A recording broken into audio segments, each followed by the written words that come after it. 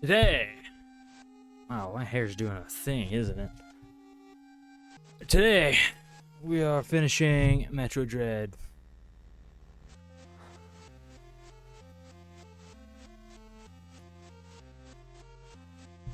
Last time we were pretty much just collecting items. Didn't really make much progress.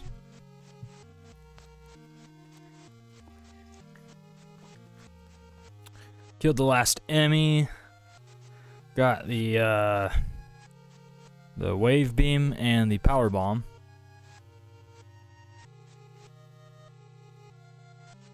And we started collecting shit.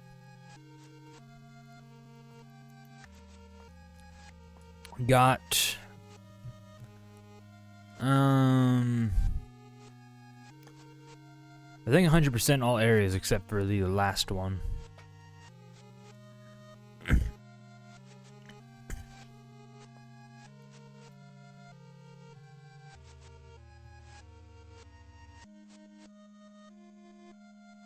Yeah.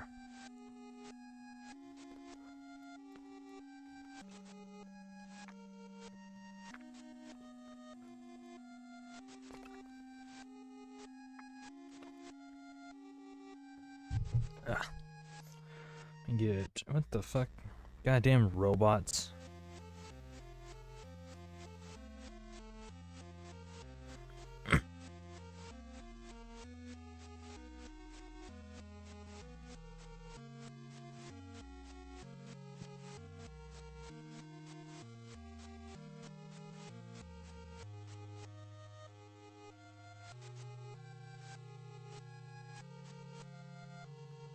Okay.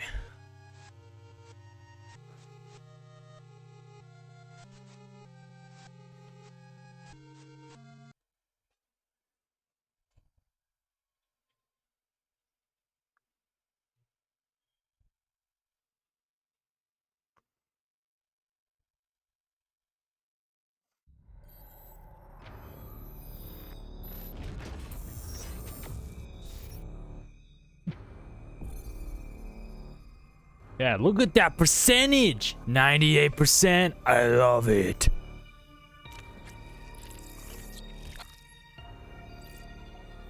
New content unlocked in gallery. Oh?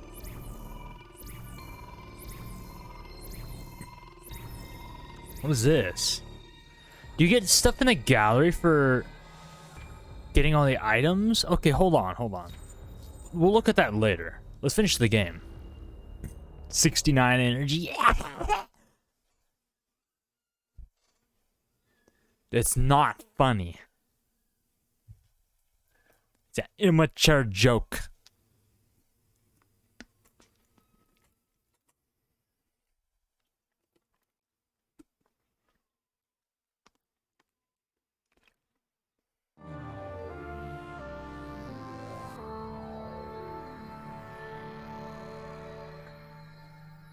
Burr, burr, burr, burr, burr.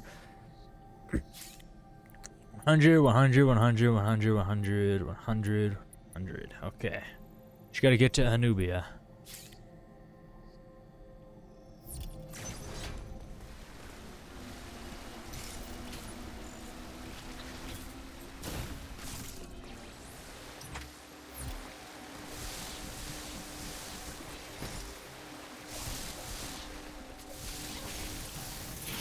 And hopefully we don't have to do any absurd Shine Spark parkour segments to get items on the way.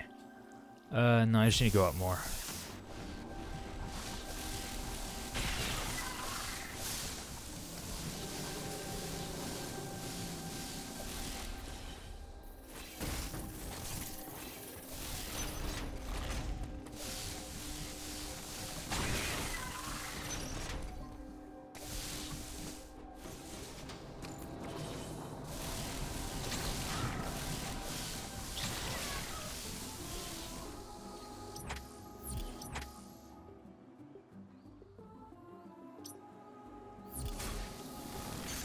Yeah.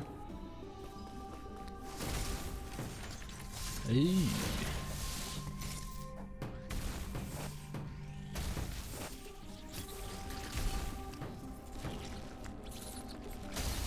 Ow. Goddamn bugs. I thought this game didn't have any bugs.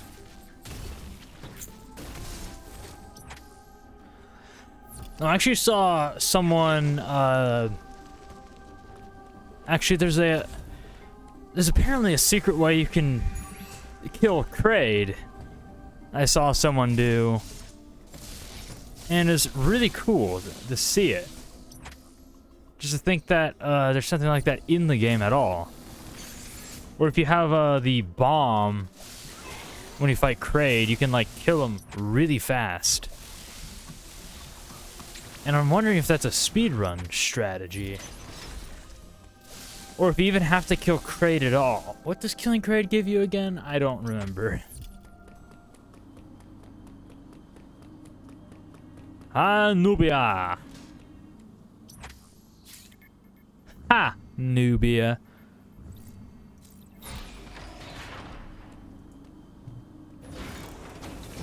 Once again, I apologize for my poor choice of jokes. I have a piece of jerky stuck in my teeth.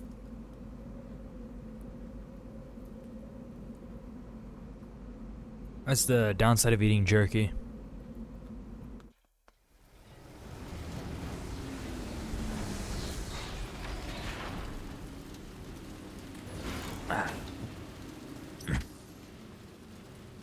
Okay.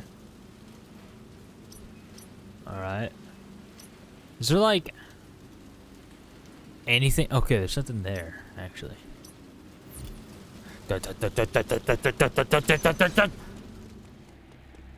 Time to fulfill my destiny. Oh yeah, I need to nuke that later. I need whatever's in this room. But bitch, how dare you? You have any idea who I am?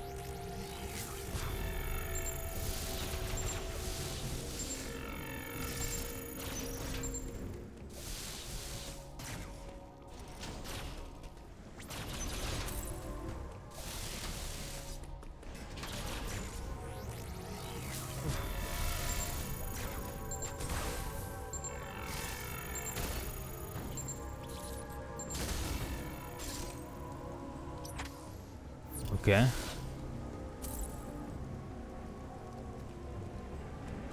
You cheeky son of a bitch. Okay. So I need to go over here.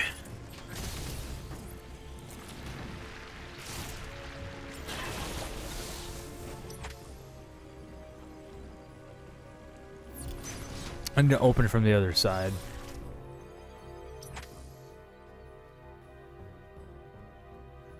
You know what?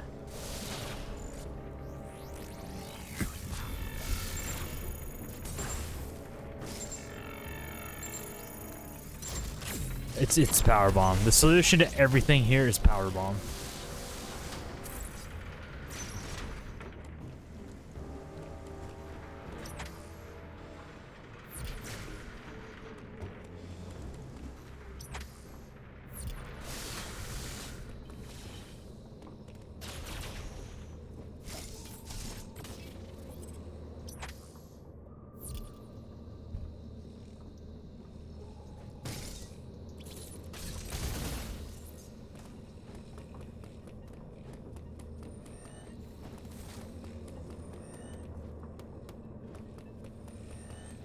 Oh, that's not in space.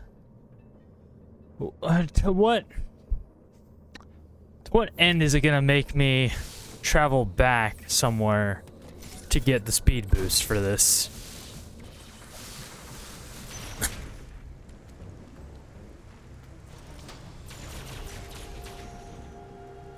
Bullshit one-way doors. I hate them so much.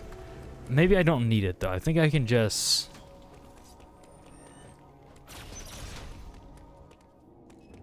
Yeah, I can totally just do that.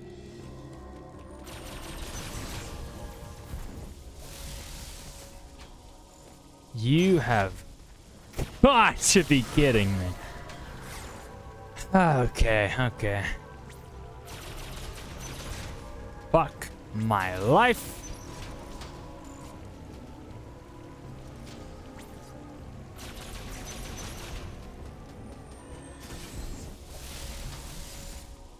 Bruh. Bruh. That door does not stay open that long.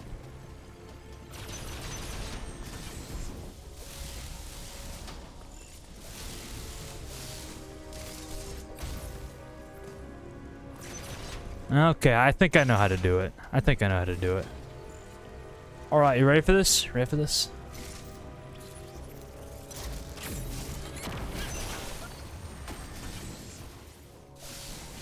Okay, I fucked up because I skid.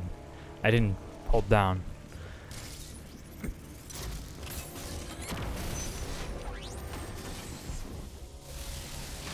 Fuck off. I fucking hate these doors. They purposely take less time to shut.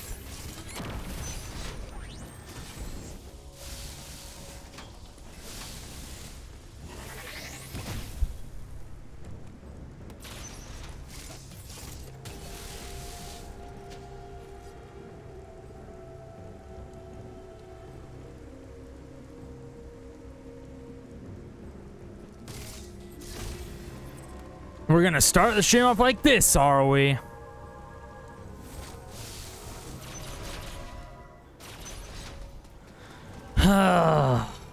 Good start.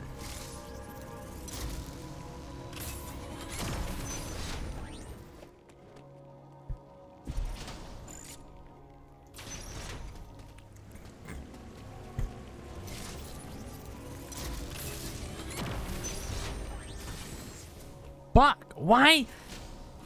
Why? Why can't I skid with speed boost?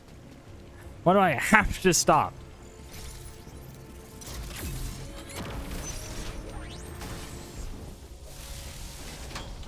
Fuck this door. I hate these one-way doors. They suck. Like, this is definitely what you're supposed to do, I think. Unless I'm once again overthinking it. They seem like they close in less time every single time I do it. It's really fucking annoying.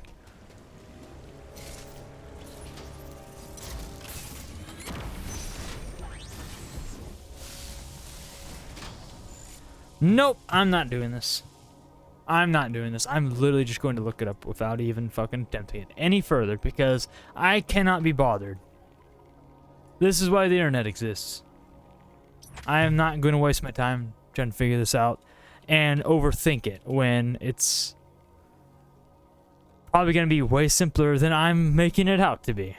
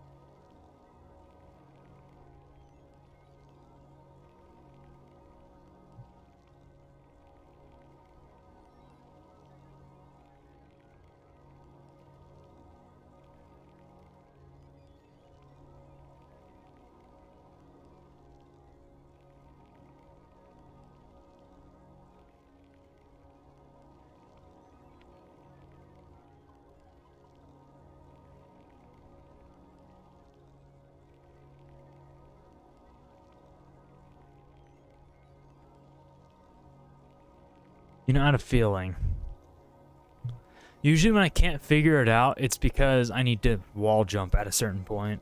And my brain just does not comprehend the wall jumping because...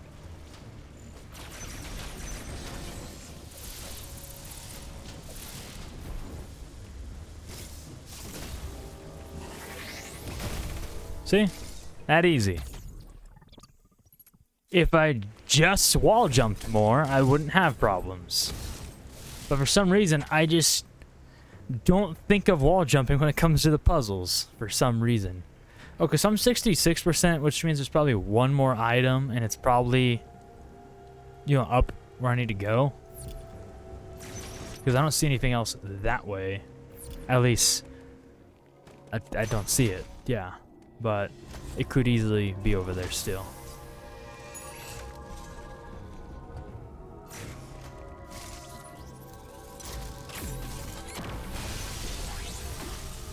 Oh yeah. Go up the place.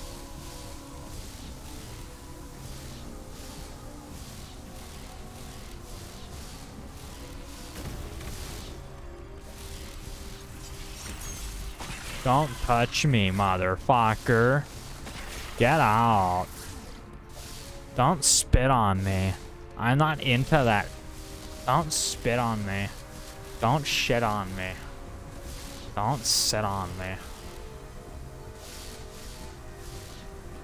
Is that a door?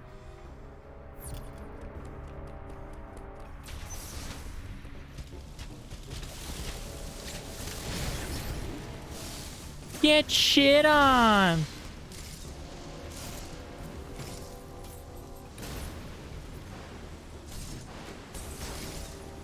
Mr. 100%. All right. Only like 3 items here. So it's optimal stats right there. 285 missiles, 15 power bombs, 99. So, and the energy going all the way there. But then again, I did have amiibo, so it'd be like 1 less, I think. Unless there's another energy bar and it's gonna go over. Or energy. No, I have all the items. So they're... It's like 1 less than the Ian bar. But I used an amiibo, so I have it. So I'm probably gonna... Yeah, fight Chozo. Not, yeah, fight some Chozo guys.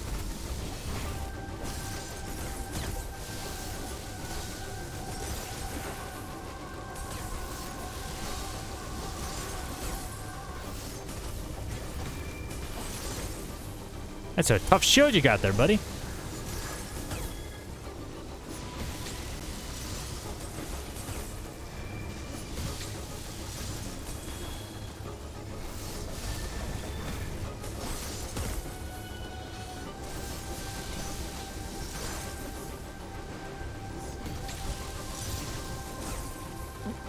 Turned around pretty fast that time. Come on! Ow, that hurt! Took away a whole fucking energy tank from bumping into him. Yep, this is Metroid 5, alright. Fusion's the same way. What? How did... What does...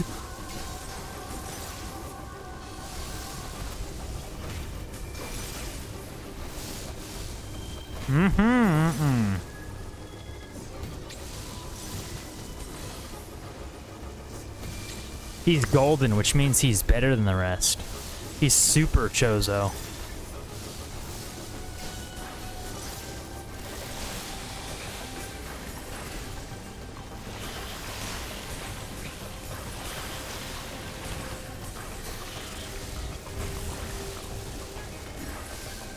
Oh.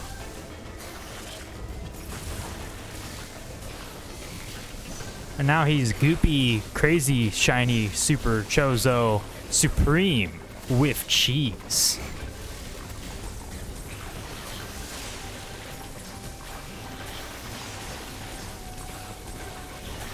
Woohoo!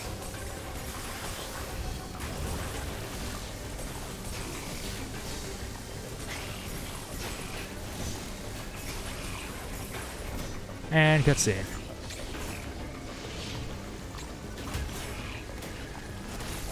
Nuke him! Nuke him! Kick him! Don't do that.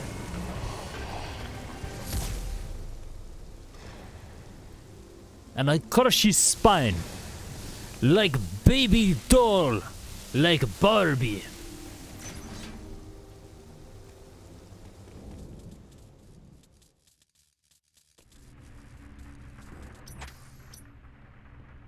This must be, leads up to their flying fortress. Ah! I see! Itorash! Itorash! You better go check it out then!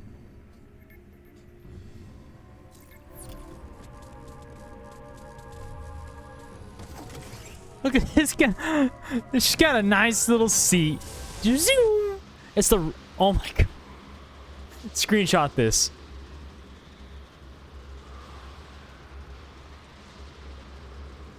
Did you get it? I hope you got it.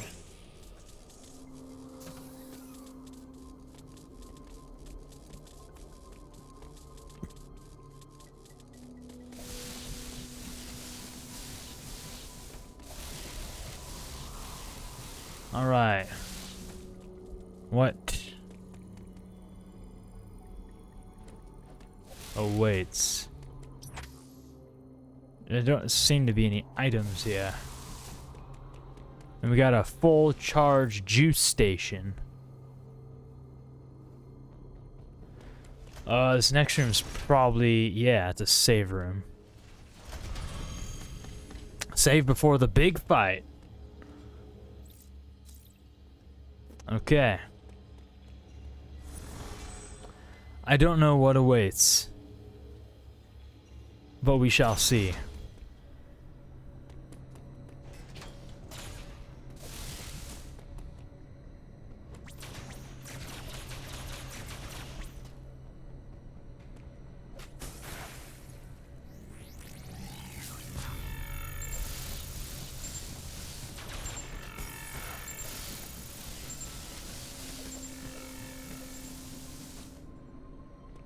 Um?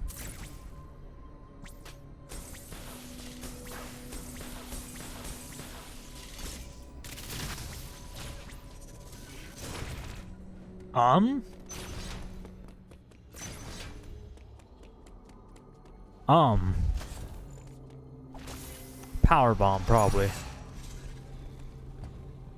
That is like the last power up I got, so.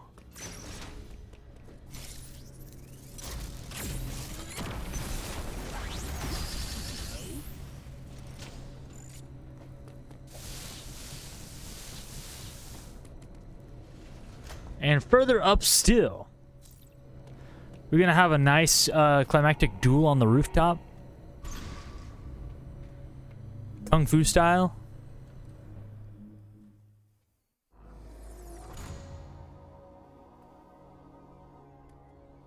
Give a nice talk of Adam, I guess. Uploading data. But it's a trap! It's not a trap. It appears your Metroid DNA has caused you to become a Metroid. Ordinarily, this would have happened immediately after the DNA transplant. What? Your Foha genes must have slowed down the process. They were the only tribe capable of controlling the Metroids. Though you possess their DNA, you are not a Foha. Your physical prowess suggests that you must also possess Makin DNA.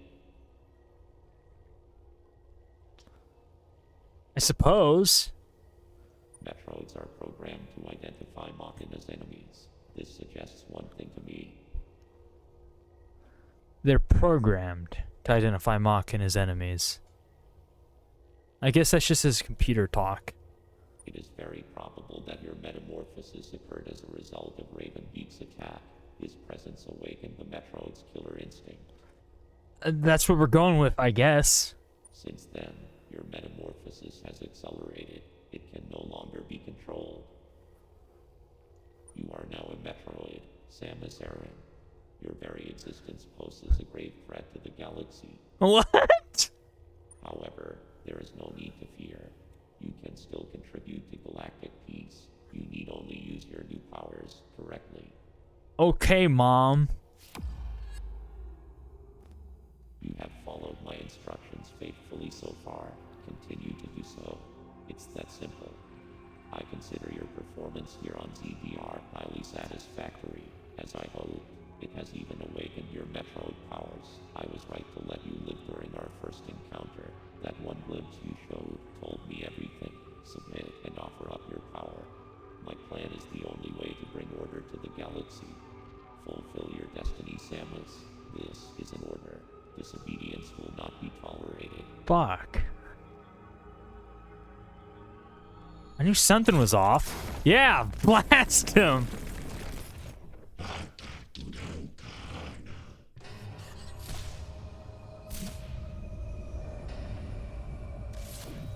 Oh shit, he was there. My daughter.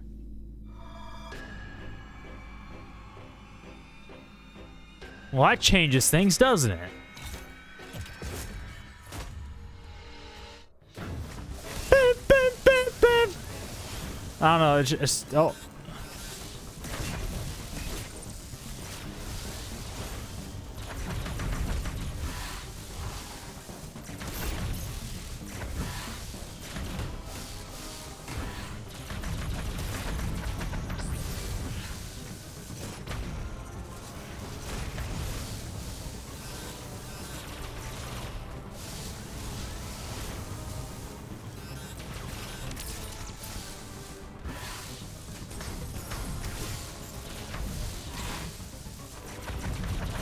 This isn't scripted, is it?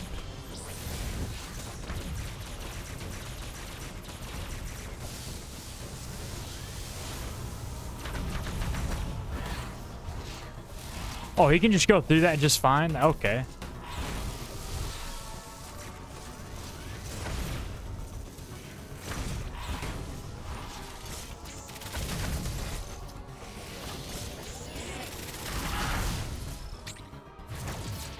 Oh. Don't put QuickTime events in your boss fights.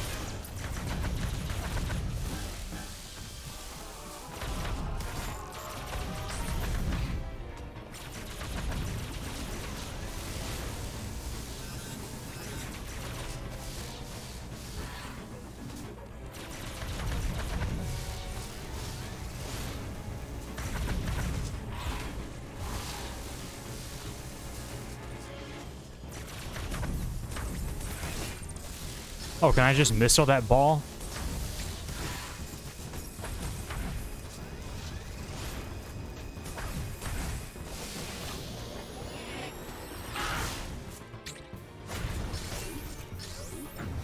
Oh, am I supposed to fire? Hmm.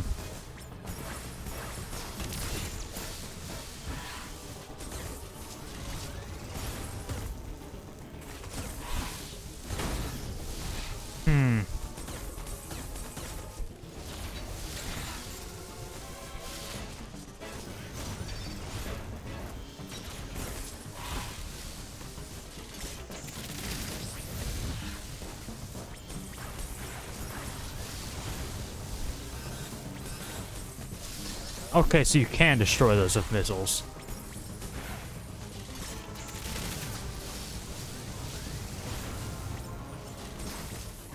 Aha, okay. I think I'm supposed to parry that.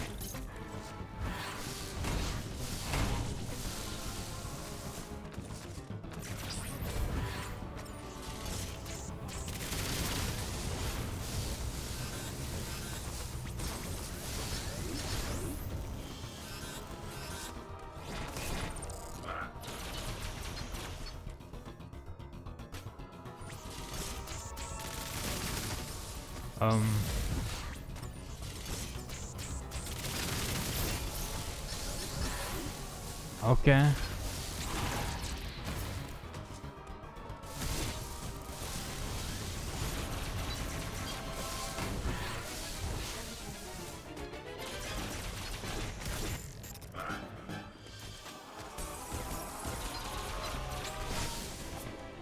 What?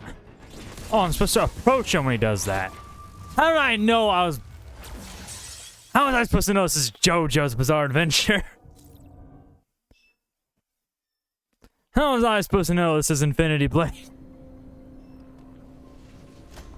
How was I supposed to know this is Super Mario Brothers. Okay, let's try that again.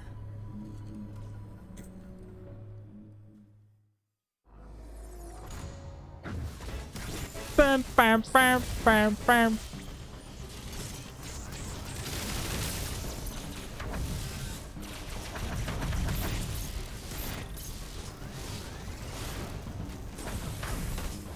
Woohoo!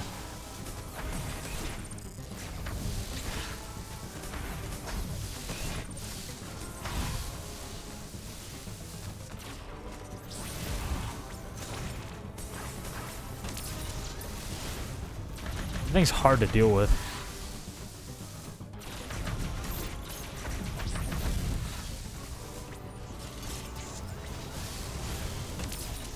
It's really hard to deal with.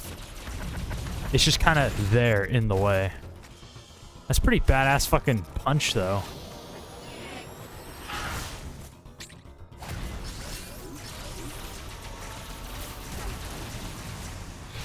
What? Is that supposed to happen?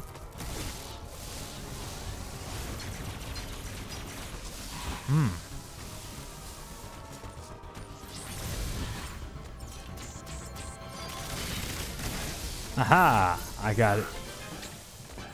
Oh. Whoops!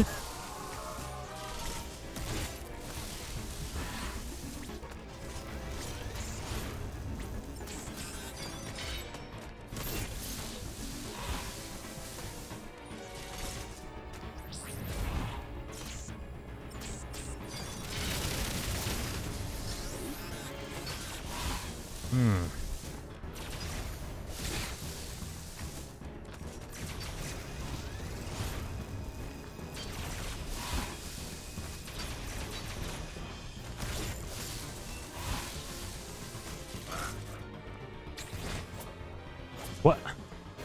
Oh, he's... Okay, yeah, I don't know what I'm doing. I was like, oh, he's gonna attack and I have to counter, but he's countering. Ah, shit. Which makes me wonder, am I supposed to... Nope, not supposed to do that.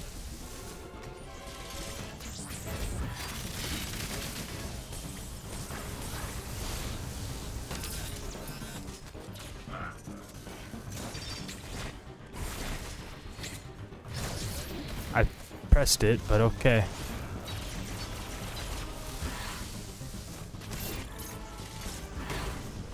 What? Fuck you! He clearly missed. Did you see that? This is a YouTube video. I'd fucking slow it down for you. He clearly fucking missed.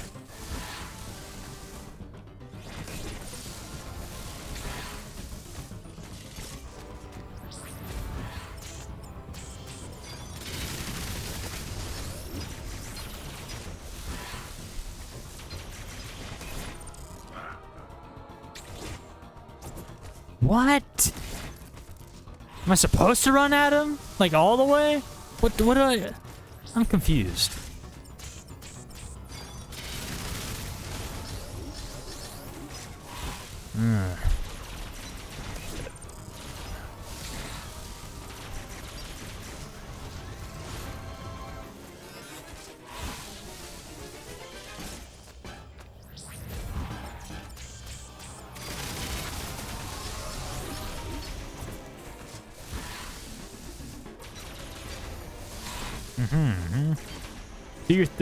Do your thing, stupid. Do it. Come on.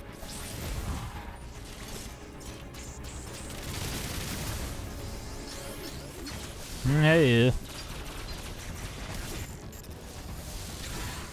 I should really try to parry that.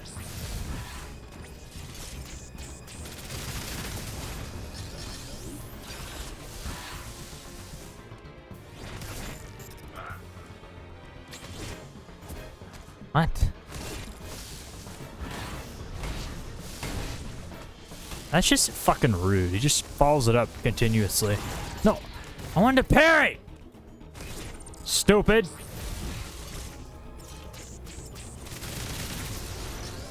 I just want to clarify, it is not clear at all what I'm supposed to be doing. He's just kind of indestructible. There we go. I had a feeling it's something like that.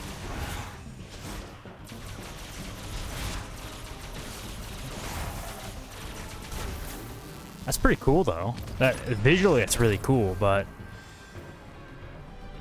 it's not too practical. Oh shit! He's fucking Meta Knight. Oh, I can hurt him now. Uh-oh.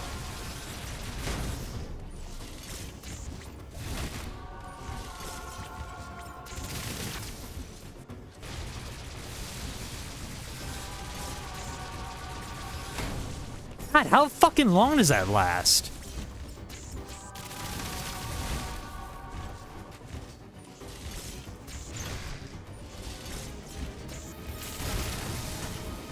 This is... I don't know, something about this just... He just does a lot of shit that I don't know of, and I'm supposed to figure it out on the go, but he, like, does it really fast and no regard for warning, so I just... Hit your legs, dude, come on.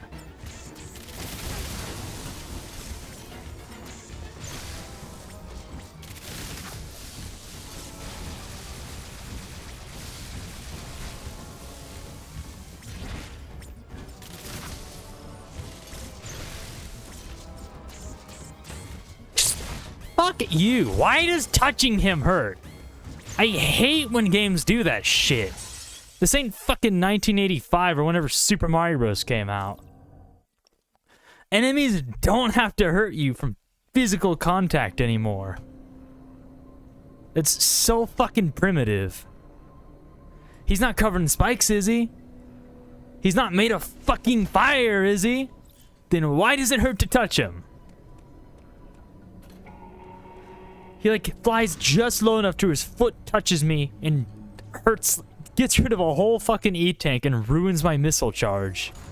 I honestly still have no goddamn clue how to fight this guy.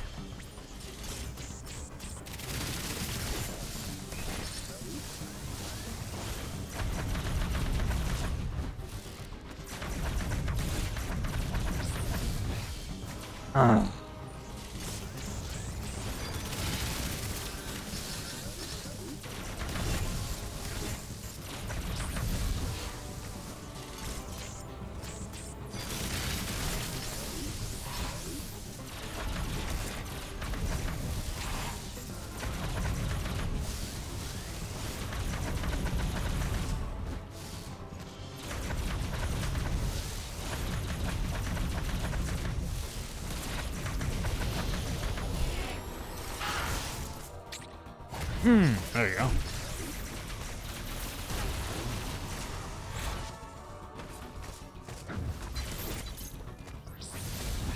I don't know, this phase kind of feels really bland. It's kind, you just kind of... You just fuck around until he does that. And then you continue the fight. And then you get to the actual difficult phase, which is wings, and fuck all.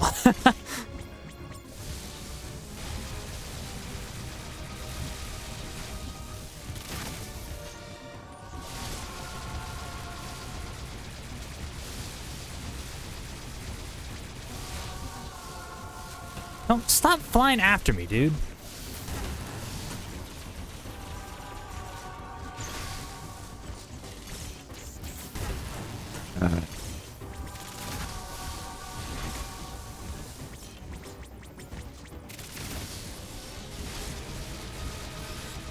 I wish the storm missile, that's what they're called, had a more, like,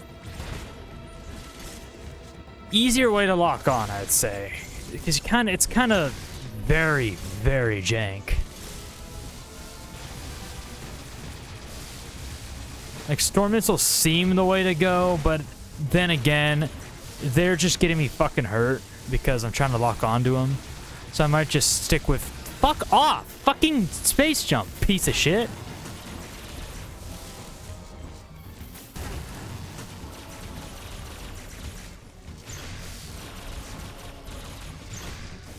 Cool. I hate that attack. It's fucking bullshit. I don't care who you are, that attack's bullshit. Like, it looks like you can dodge it if you just get on the ground, but you can't. And that one just happens out of nowhere. My earbud's falling out of my ear and I don't like it.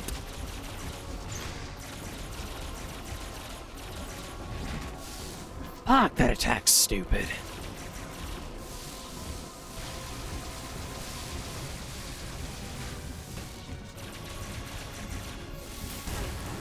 Oh, I didn't know you were using that.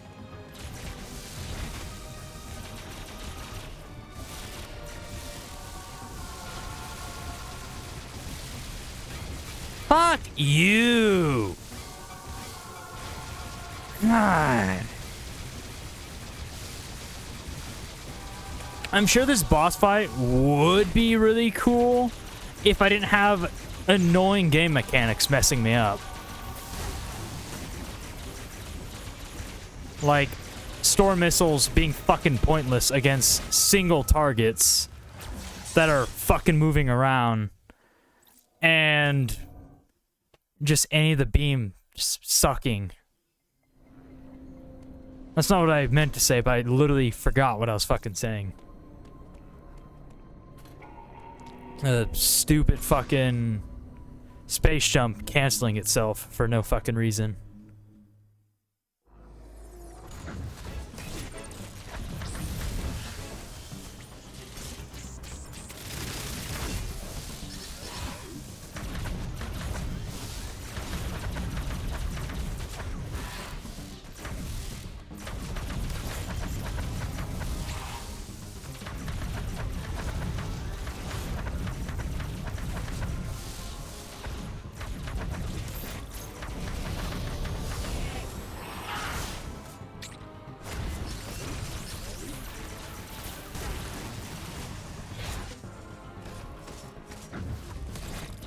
And time to do nothing until he does his parry stance.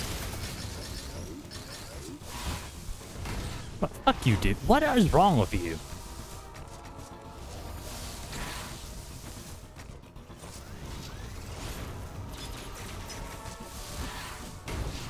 That's fucking stupid.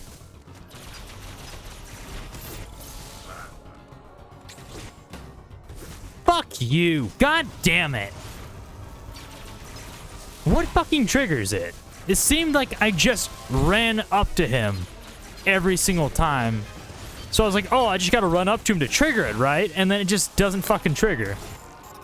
Like, fuck off.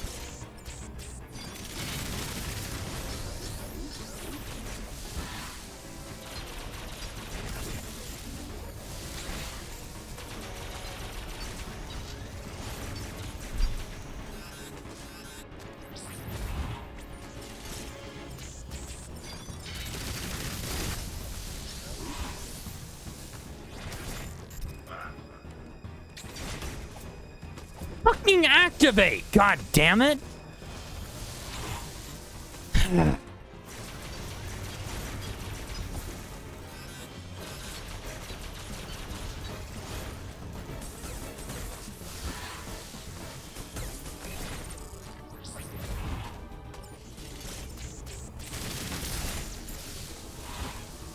Boy, what fucking great design to have quick time events in a boss fight. In a game that shouldn't have fucking QuickTime events. And then force a script where in order to progress the boss fight, you need to do fucking QuickTime events. You have to wait for him to do it, and then do a QuickTime event. And he's fucking invincible the entire time. Awesome. Great fucking gameplay.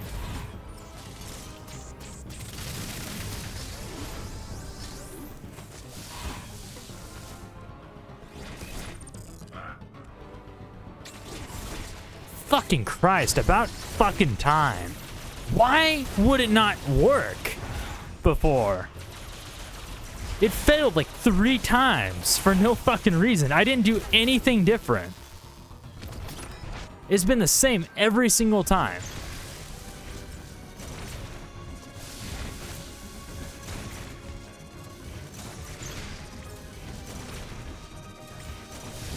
He's really fucking loving that move right now. His fighting style is completely different right now.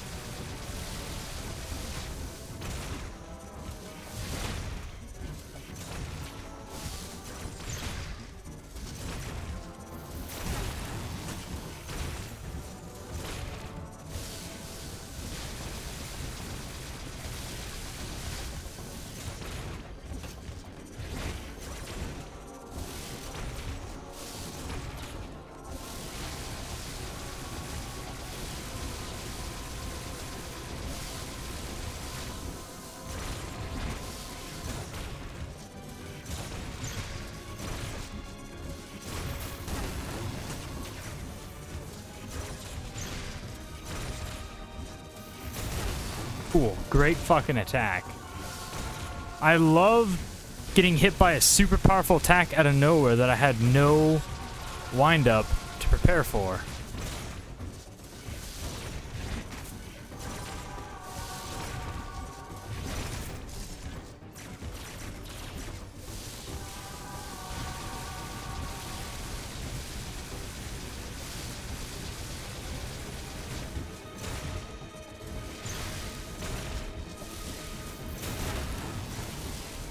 This stupid attack. It is so not fair.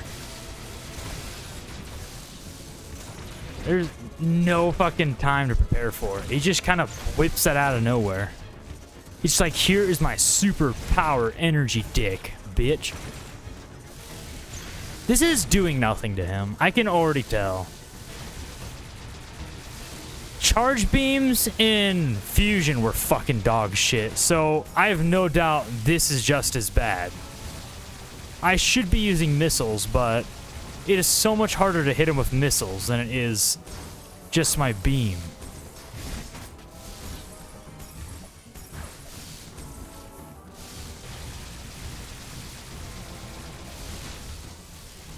Why did he fucking cancel early?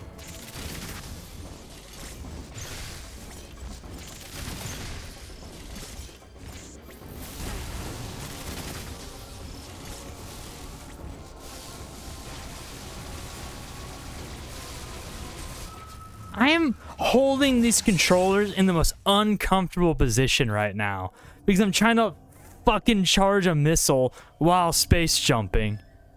And when you're doing with this, it's not comfortable in the slightest.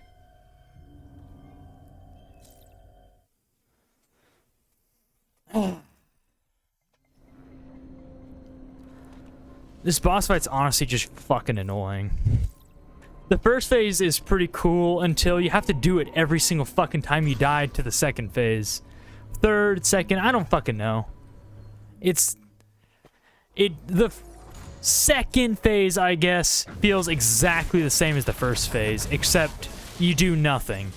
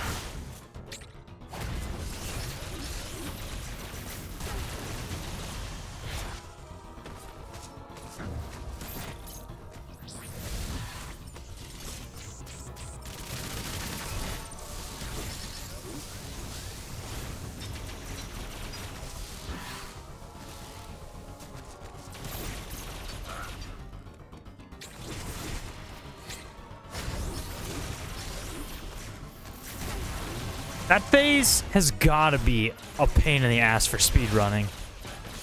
Because of RNG. Like, if he just decides not to do his thing.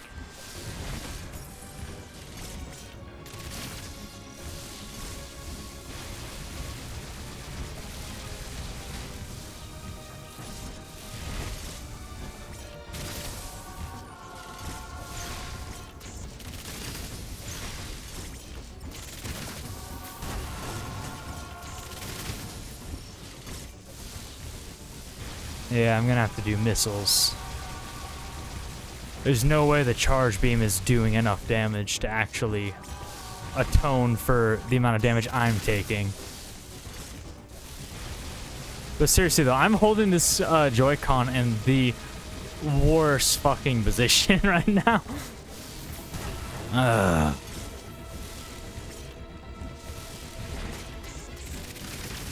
Earbud, stay the fuck in my ear.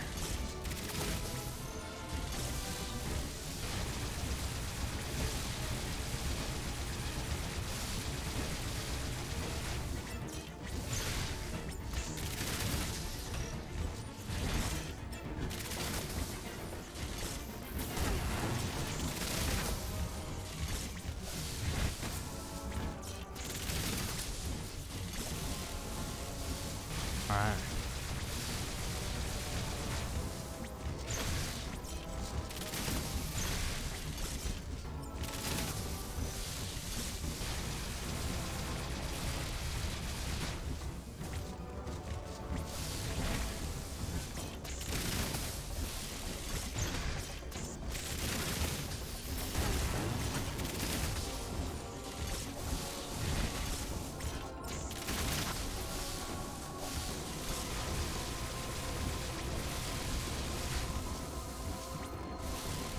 Twice? Come on, dude. Don't do that.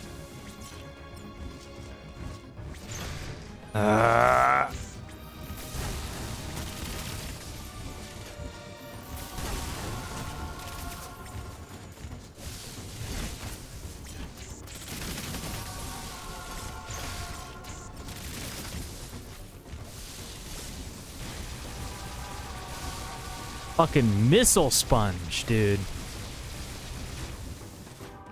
Again, come on. My earbud's falling out of my ear. I want to listen to this music, damn it.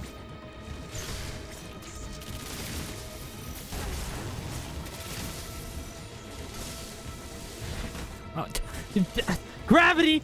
You are not on my side.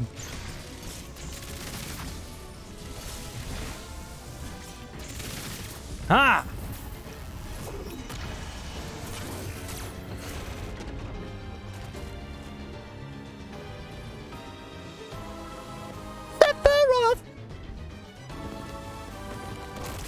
Damn, dude, fucking brutal.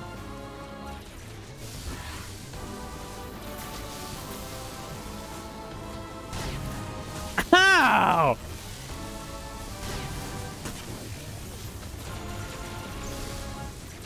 No, no, no, no, no, no, no, no, no. Don't you, Frieza. Oh, no. Oh my god. You gotta be kidding me. Bullet hell, huh?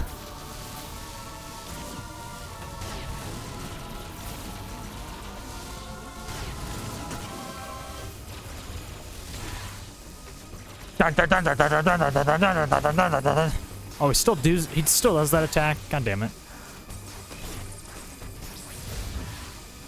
He still does that attack. Oh, that is such a dick move.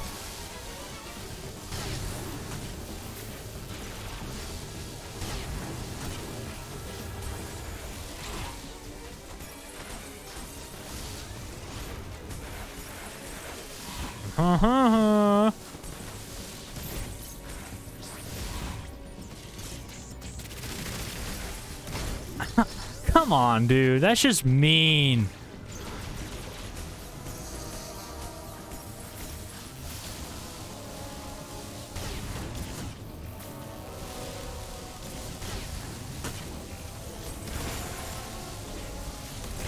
Oh, Shine Spark, man. Yeah.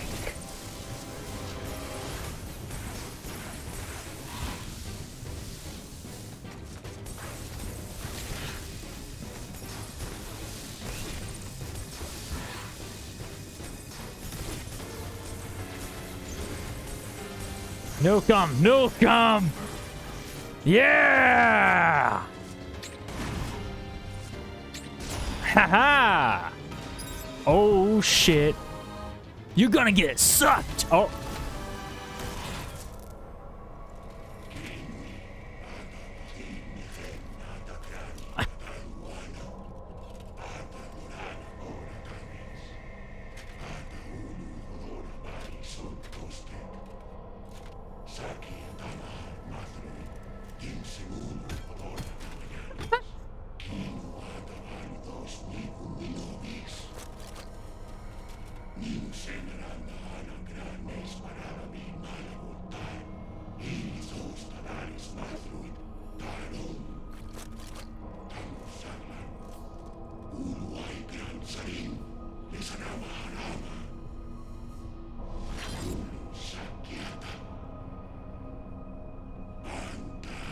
Wait.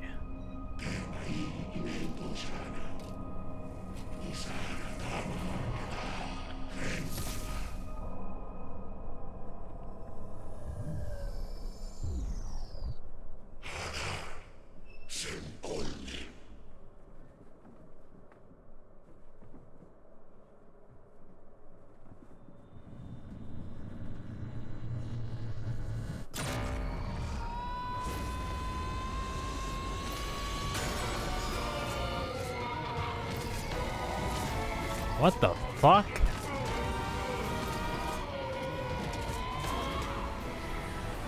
She's going fucking ballistic.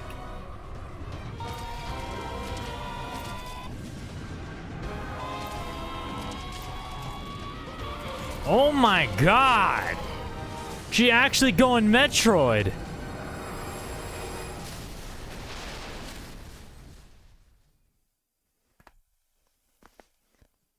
You can now call her Metroid.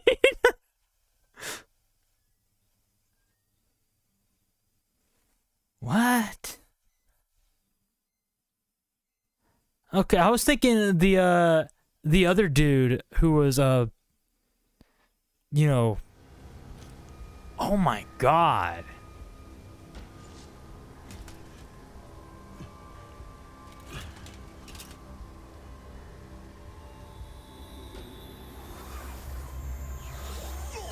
Oh shit, it's the battle of the century. Metroid Samus versus X Raven Beak. Yeah, that's his name, right? What the fuck?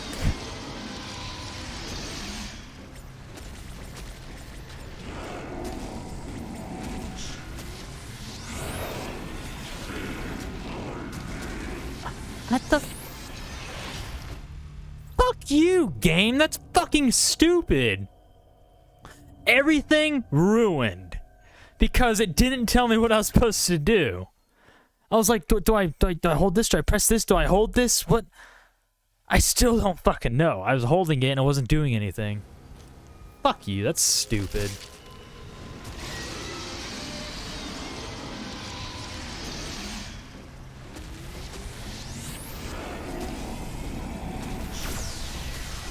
I'm just supposed to hold it until it does it.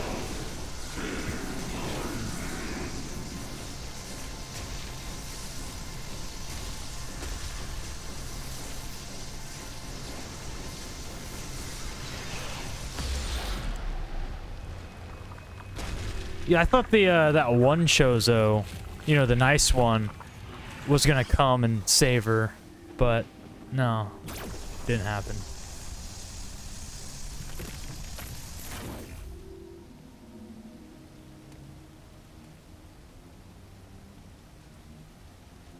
Fuck. Where? Hold on, where do I go? What do you mean 3 minutes? Where do I go?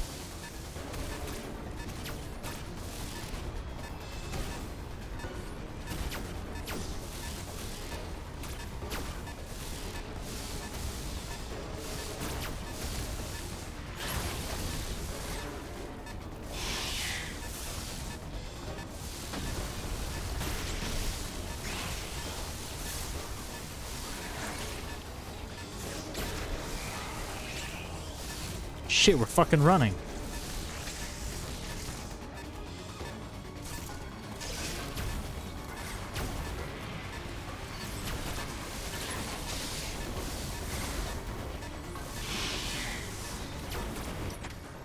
You gonna stop me with a fucking door? Really?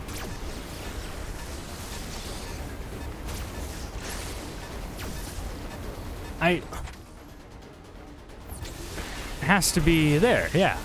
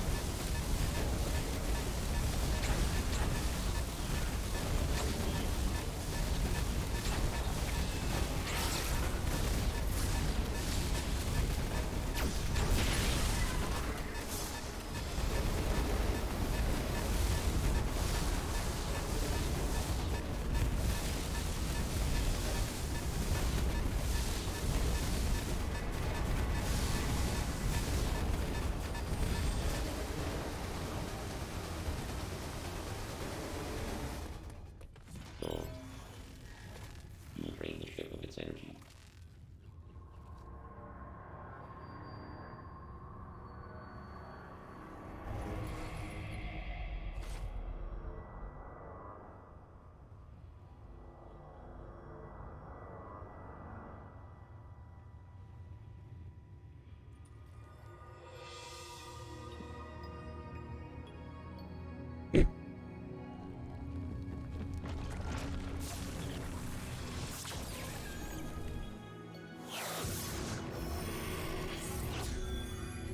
Oh shit.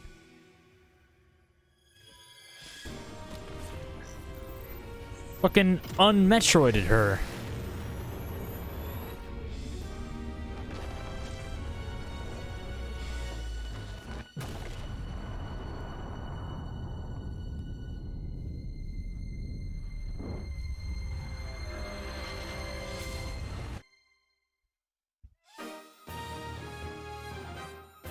Okay, it just ends, I guess.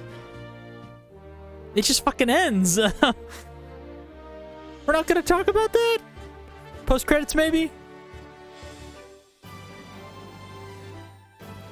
So it unmetroided her after she became a fucking Metroid. I can only imagine it did that because the X were about to go extinct anyway, and they'd probably rather have neither X or Metroid in the galaxy than just have Metroid. Because, you know, they're natural enemies.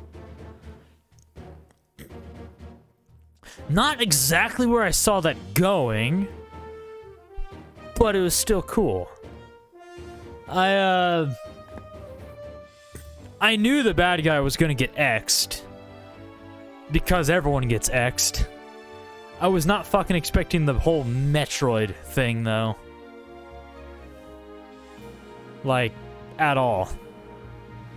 I was thinking, so my original plot that I thought this game would be about is Samus would be sent to find out why the Emmys are, you know, malfunctioning, and there's X there. And in reality, it's the Federation trying to kill Samus and get the Metroid DNA from her so they can make more Metroids. Because the whole thing in Fusion was they were trying to make Metroids. And Samus kind of fucking ruined that by destroying them all and the entire facility.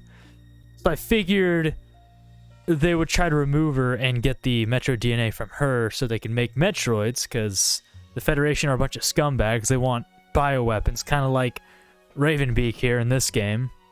I wasn't expecting any Chozo at all. So I was surprised to see that there was actually some kind of Chozo involvement in this game, considering there's Chozo involvement in every game almost, with the exception of 2 and Fusion. 1 and 3 have a lot of Chozo involvement because you're on planet Zebes, which is where Samus was made. Well, made as in mutated, you know? Well, they mutated her and were the majority of Chozo were. I wasn't expecting a different clan of Chozo that are all assholes. I wasn't expecting them trying to rule the galaxy with Metroids. Very interesting, though, how it ties in with the rest of the games pretty damn well, because they're like, oh, with these Chozo have a fight, they have a war, and they're like, Ravenpeak's like, I'm gonna get the Metroids and conquer the galaxy, and they go to get the Metroids, and they're all fucking dead because Samus killed them all. So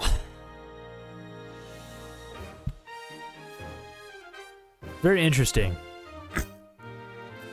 The last boss fight was cool, except it was just really the whole winged phase. You gotta learn, but you don't have time to learn right out of the gate, which would be fine in my opinion if it didn't force you to go through the first 2 phases every single time.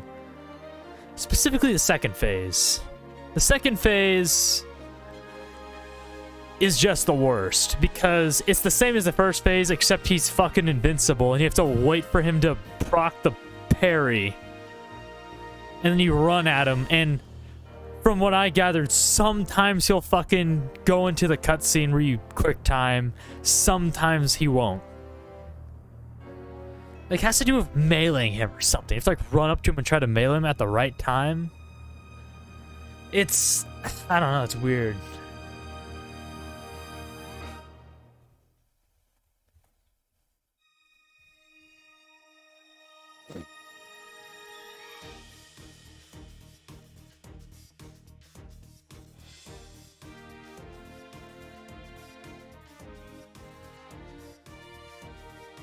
$10.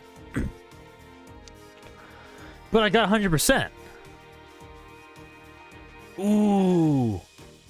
Oh my god. Yes, please. Is it gonna cycle through, or do I have to press buttons? Oh my god, yes. I have to press I don't press... Hard mode unlocked.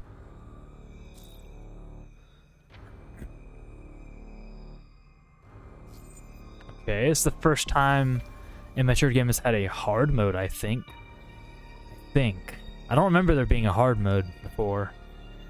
Unless Super. Super didn't have a hard mode, did it? It's been a long time. New content unlocked. Let's check the gallery out.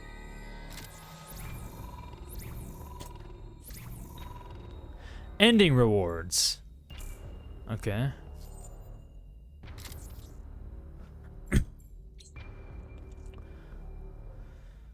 Let's take a look. So, there is Ravenbeak absolutely beating the shit out of the first Emmy. The one that was all messed up when we got there. You'd see him with its arm. Dude, that's fucking badass. Like, that artwork is amazing. Look at that shit. They're capturing Kraid. So, it's not the same Kraid, right? Because there's no way Kraid's being brought back with the same technology it's bringing back Ridley every single time. It's got to be a different Kraid. There he is. Going beep boop, messing with stuff. It looks like prisoners from the other tribe getting shoved in with that. Oh, there's that creature. Dead. or mostly dead. God, it's so cool. And he's really big, dude. He's bigger than everyone else. That's when they come back with the X parasite. And then this is them, like, reprogramming the Emmys, or reprogramming slash, I think, seeing their DNA extracting capabilities. I think it's just that. It's after we beat the first one, and they're seeing that it can extract DNA, and then they reprogram them. And then there's that. Oh my god. Bruh! Okay, yeah. So you got Variasuit Samus. I'm assuming that's Adam over there. You got the Metroid. You got Mother Brain in her, like, complete form. You got an Emmy. You got a... What's his face? I can't remember. I don't know his name. I don't remember. You got Space Pirates. You got Ridley. Kraid. Is that the Queen Metroid? Is that what that is? That green thing below Kraid, I think? And you got Ravenbeak in the top left. Ooh, that is so cool. That is awesome. Look, Samus in this picture looks amazing. So my ending reward, I guess, was a Zero Mission art piece. Okay. Alright. That's, alright.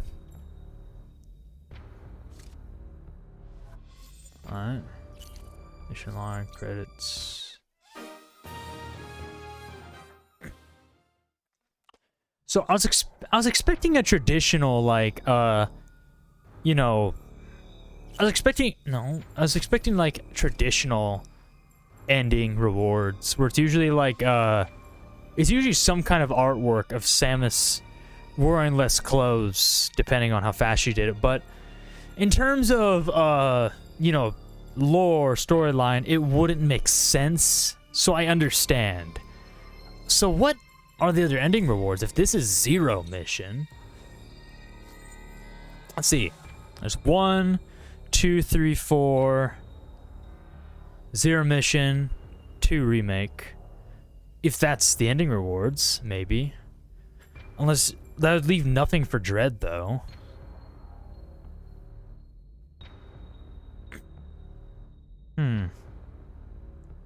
I don't know. I'll definitely have to play through this again on my own time to find out. Although, hard mode? Would I have to hit continue? Is it just throw me before the boss? Kind of like Fusion does. In Fusion, I think you have to beat the game to 100%. It like locks you in or something.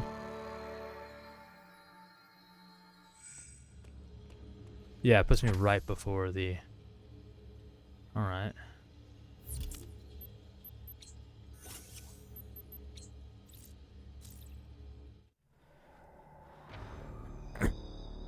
%.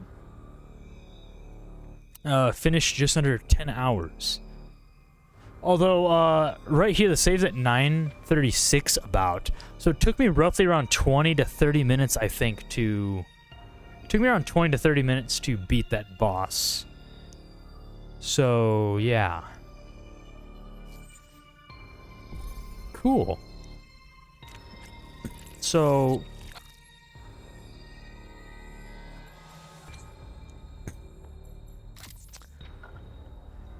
Honestly, the, I feel like how the gallery and shit should work is there should be a separate button for, like, extras. It shouldn't be per file, I think. Because, you know, unless, actually, no, you can hit new game. Okay, yeah, that makes sense. Never mind. I was like, I can't, get the speedrun ending because it's already 9.5 hours in, but there's a new game option right there, so yeah, that makes sense. So...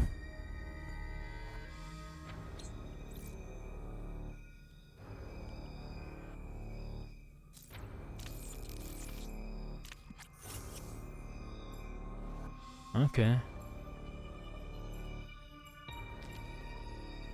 This game can already be pretty fucking hard. I wonder what hard mode is like. You know what? You probably get an ending reward for hard mode now that I think about it.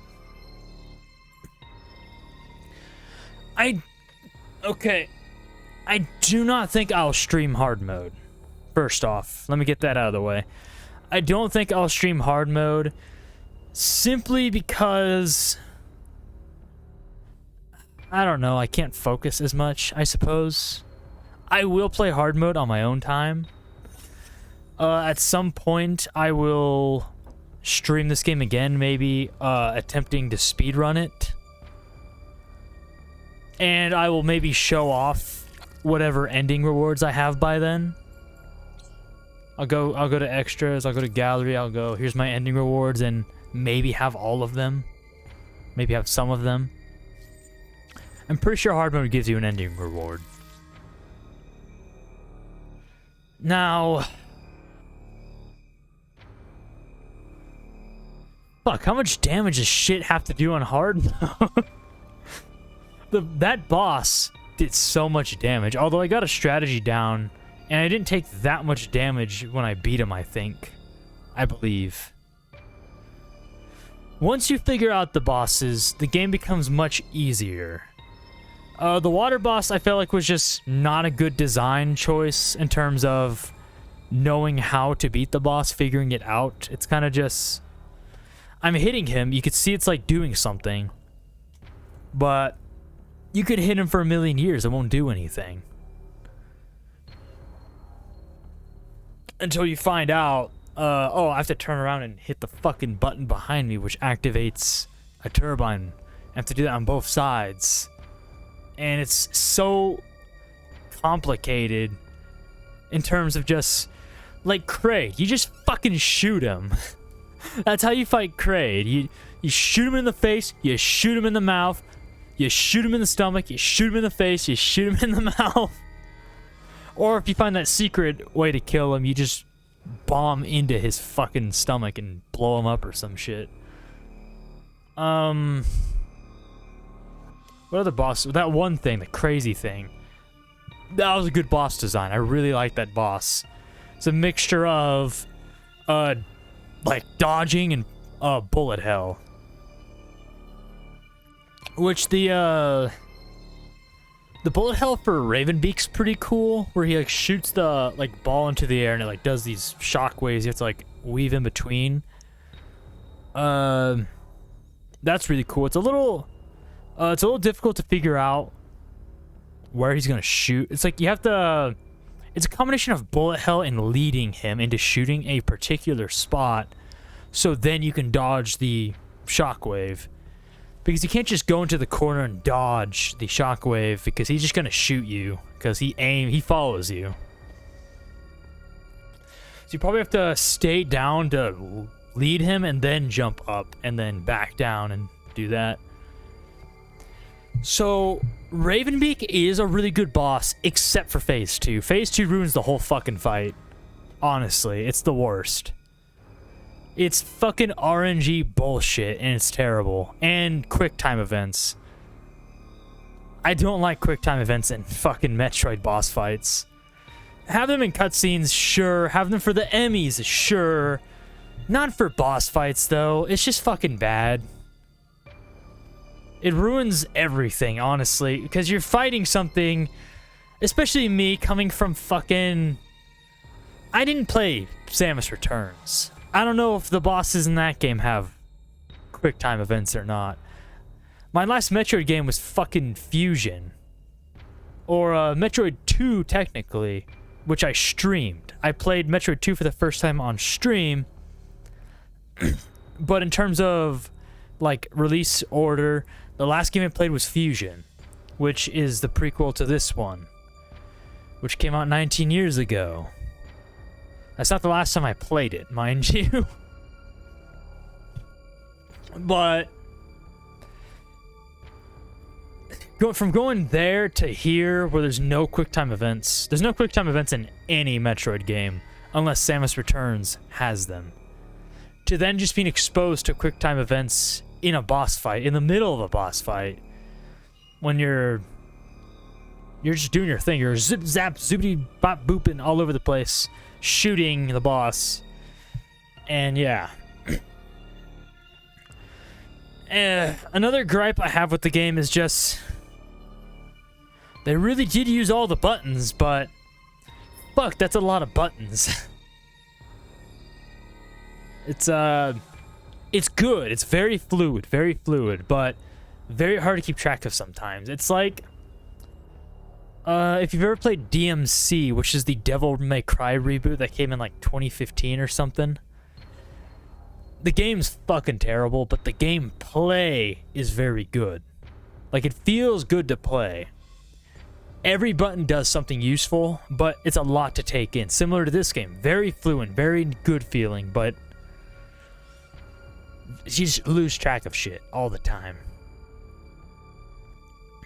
It's one of the issues I had with Doom Eternal, personally, was there's so much shit that you have to keep track of that I just forget half the fucking shit. Like Flame Belch. I forget that thing exists constantly. Like, all the fucking time. But this was a fantastic game. I'm so glad they released it. I'm so, like... This really has just been such an experience. Because Metroid is one of my favorite game franchises of all time. And it's been something I've just loved and has never been given that much of a chance by Nintendo, I feel like. Like, everyone will fucking talk all over nonstop about Metroid Prime, but I didn't play Metroid Prime. Metroid Prime means nothing to me currently. I played a bit of Metroid Prime 1. I own it on GameCube. But I've never actually played the trilogy. I'm sure it's good. From what I've played of Prime, it was interesting. I would love to revisit it someday. Play through the trilogy, even.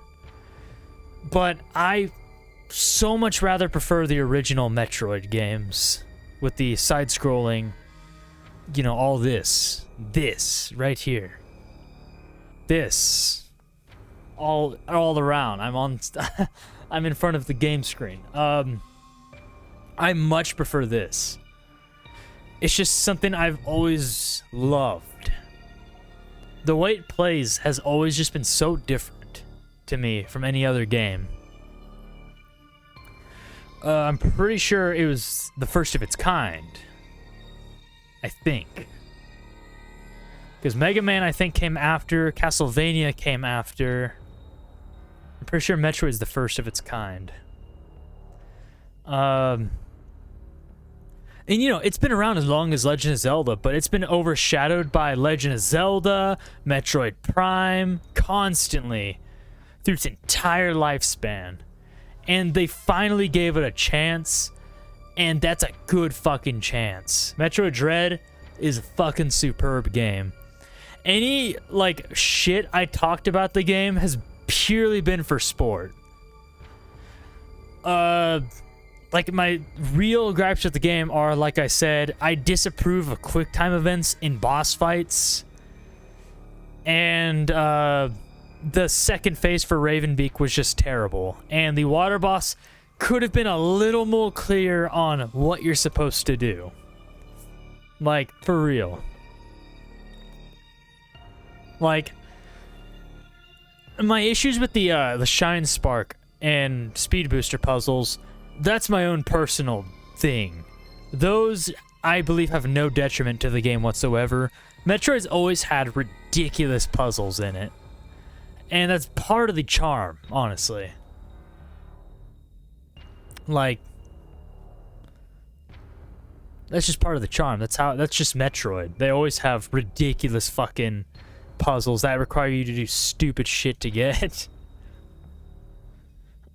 Hell, before there was ball jumping, he had to bomb jump everywhere. You just had to spam bomb and just use the explosion to propel you upwards. And there'd be puzzles where you have to, like, do it diagonally. Those sucked.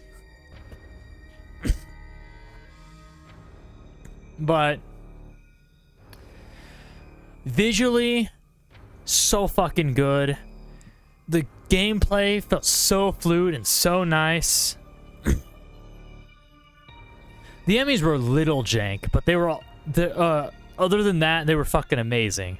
The horror experience through the first segments of the game, like the first half of the game, horror all the way. Second half returns you back to the badass, sick fucking Metroid experience. Even in between the horror, there's still moments like when you fight Kraid. You feel so fucking amazing. When you fight the Chozo warrior guys, it feels sick fighting them. The spear ones. I don't really like fighting the gun ones all that much. It's kind of just spam, and I could never manage to parry them. I'll have to work on that. I have to work on my parry timing in this game for some of the things. Because I feel like the parry mechanic will open lots of doors to the speedrun of this game. I do need to figure out where you get the rest of the ending rewards. Let me actually look that up. Let me look up,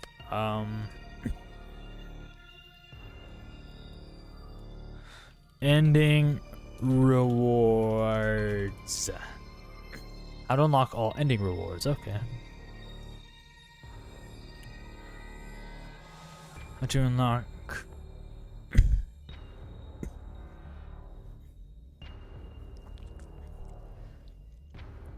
There's 7 ending reward images. One's a bonus. 3 are unlocked for hard mode.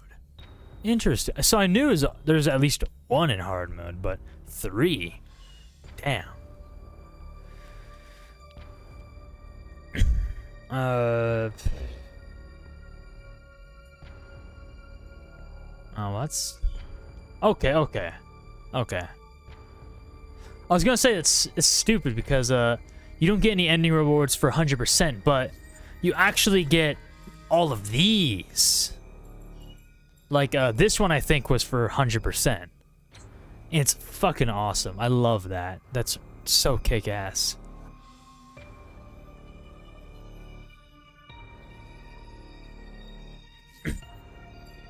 But, I think these are what you get for, getting all the items. As you get more items, you unlock these, I believe. And these are just for timing. This is just beating the game on any, like, you know, normal long amount of time. This is for a short amount of time, and this is for, like, the fastest time. And these are probably the hard mode for the same amount of time.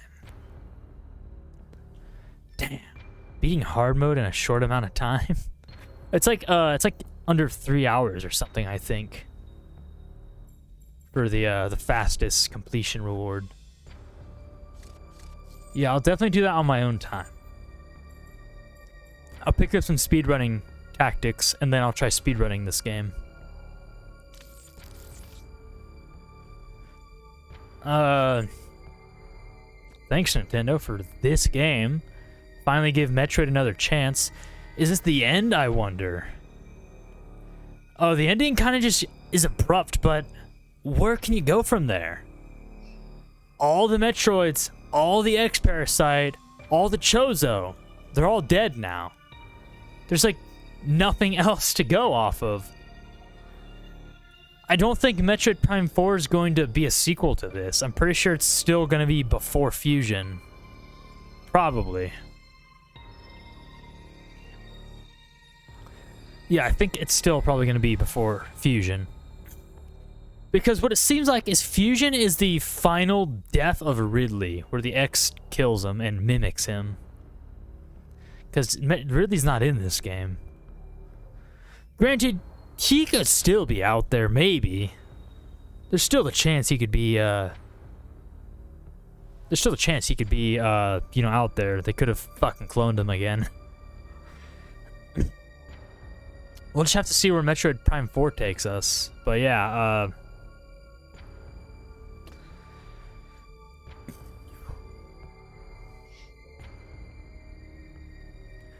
seriously though, Metroid's been overshadowed too long.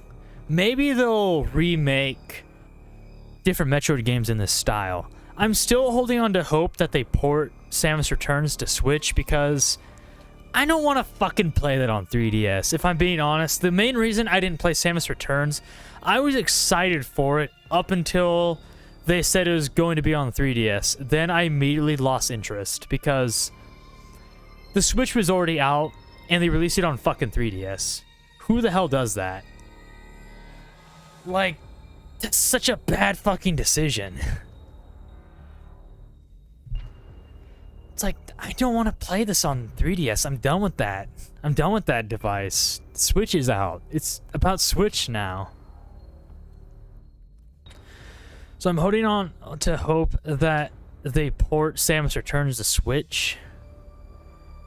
And who knows, maybe they'll remake some of the other games in this style.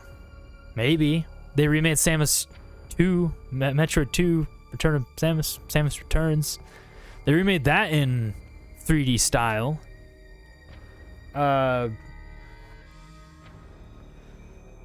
Super Metroid's never been remade, but I feel like for the most part, no one wants it to be remade because it's Super Metroid. It's fucking perfect. But, so my realistic expectations for where they're going to take Metroid is, so there's Prime 4, yes. I feel like chronologically, this is it. This is the last game, maybe. Because there's nowhere to go from here. There's no Metroids, there's no X, there's no Chozo. There's maybe still Space Pirates, but I've seen no evidence of that in this game. And if you go off Fusion, Ridley's dead. Mother Brain's been dead since Super. So Space Pirates just might be done.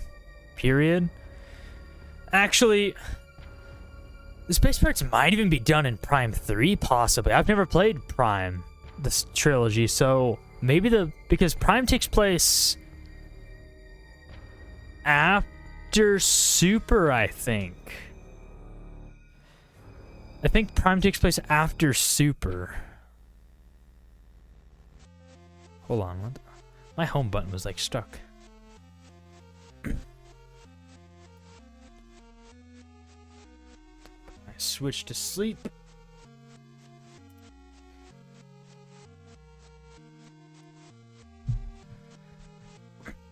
I think Metroid Prime takes place after Super. Because 2 takes place like right after 1. 3 takes place like right after 2. Metroid Prime. Let me look that up.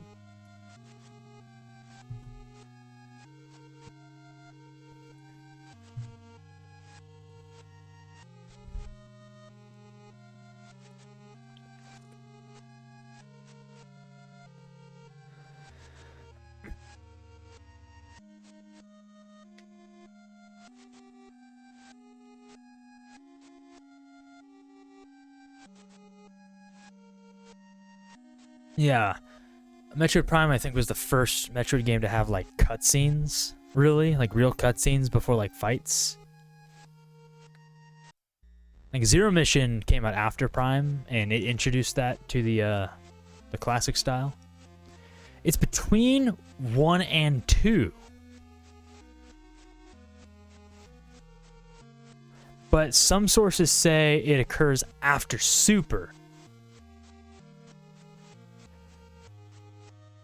I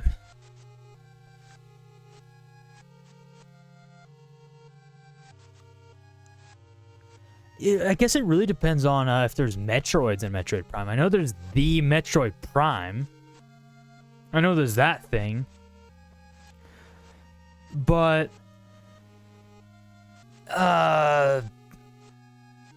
if the Metroid Prime is the only Metroid in Metroid Prime, then it probably takes place after Super. But Otherwise, it would be before 2, because Metroid 2 is where you kill all the Metroids in the galaxy on their homeworld, SR388. So, yeah. Metroid's probably done, story-wise. Dread's probably the end. They might remake 1 again. They might remake Fusion, maybe. They might remake Fusion and Metroid 1 one more time. I don't think realistically they're gonna remake Super Metroid, because it's such a beloved game, and I feel like there'd be such a backlash from like other Metroid fans if they remade Super Metroid, because it would probably be in the 3D style, and people would be like, no, they're changing everything, I can't do this. Which I'm totally fine if they remake Super Metroid. Super Metroid's fucking awesome. I would kill for a remake, but it's probably not gonna happen. Maybe they'll port Samus Returns to Switch. I hope they do, then I'll play it. Otherwise, I'm still not gonna play it. But now, just gotta wait for Prime 4, I guess. And at some point, I need to play the Prime trilogy, because I've never done that. Everyone is like, oh, I love Prime, it's the best. Love Metroid Prime. Usually because they haven't played the other Metroid games, but, you know. Alright, so what I think I'll do now is we're gonna watch a speedrun of Metroid Dread and see how that goes.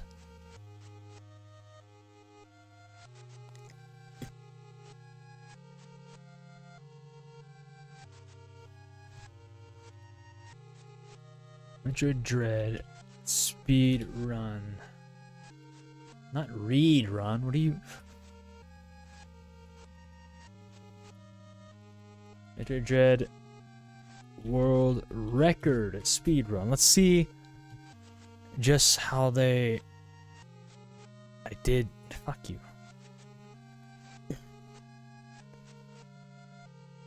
Holy shit. That's longer than I expected. So, the world... So, hold on. Speedrun.com. So the world record speed run for any percent normal is an hour and a half. 1 hour, 34 minutes, and 30 seconds. In-game time, 1 hour, 50 minutes, 17 seconds. World record. Damn, I thought it'd be way faster, honestly. I guess, fuck, that's pretty long, actually. Well, hold on, I don't remember. Let me see the Metroid... It's... Super Metroid world record speedrun. Let me check Super Metroid's world record speedrun. Just under 41 minutes. In-game time, 27 minutes.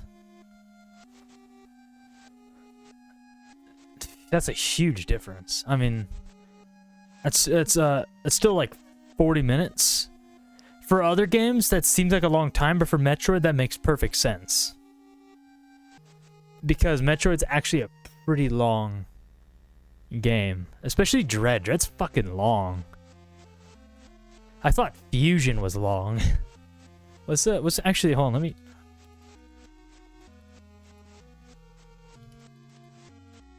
look at Fusion's. Fusion's world record is 1 hour, 11 minutes, and 16 seconds, with in-game time being 44 minutes. Yeah, Metroid Fusion was long, but like... the dread is fucking long.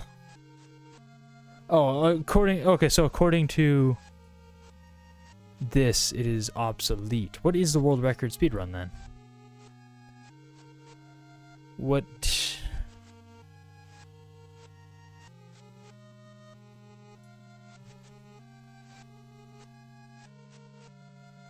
Metroid Dread speedrun. What is the Metroid Dread speedrun? Okay, so the world record is 1 hour, 27 minutes, 26 seconds. Still pretty long. It is the... Okay, I'm seeing... Is there a difference? Because on speedrun.com, there's categories for digital and physical versions of the game. Is there a difference? Is that actually is there a difference between the physical and digital versions? Is one of them faster? One of them slow? Is physical slower than digital? I feel like it might be. Damn. There's also a category for hard mode. Oh my god. That makes the world record for hard mode is 1 hour, 44 minutes, and 40 seconds, with in-game time being 2 hours, 2 minutes, and 44 seconds. Man. So world record for normal is B-Dog United States, and for hard, it's Rosarinu from Japan.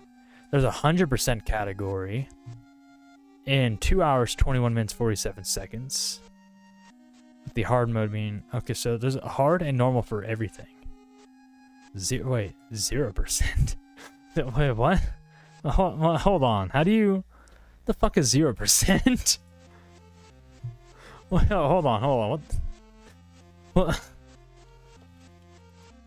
What is a 0% speedrun? How do you...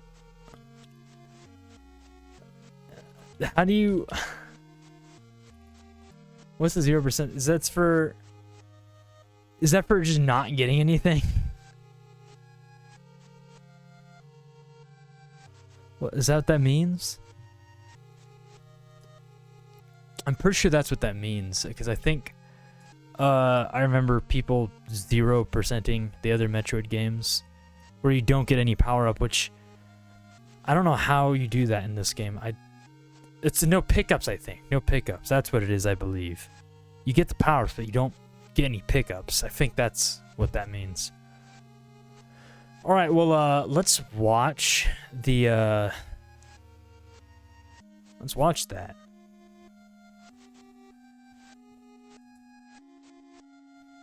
The same person has speedran Metroid Zero Mission and Super Metroid.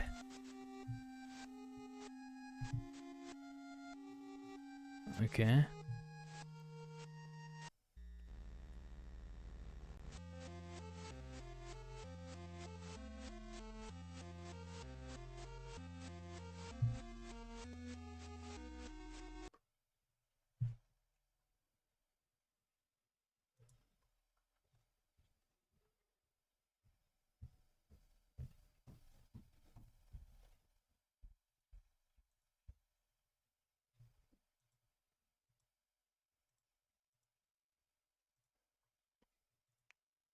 Alright.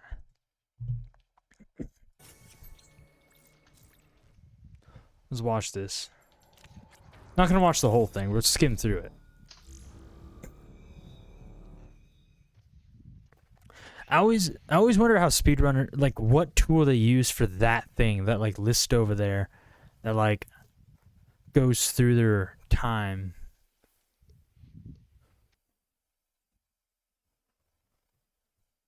I also don't exactly know how it works.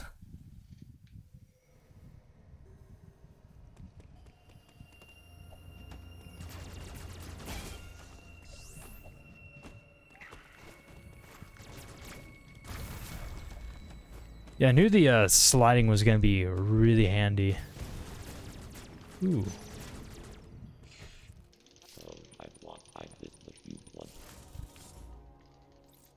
Shut up, Adam. I'm trying to speedrun the game.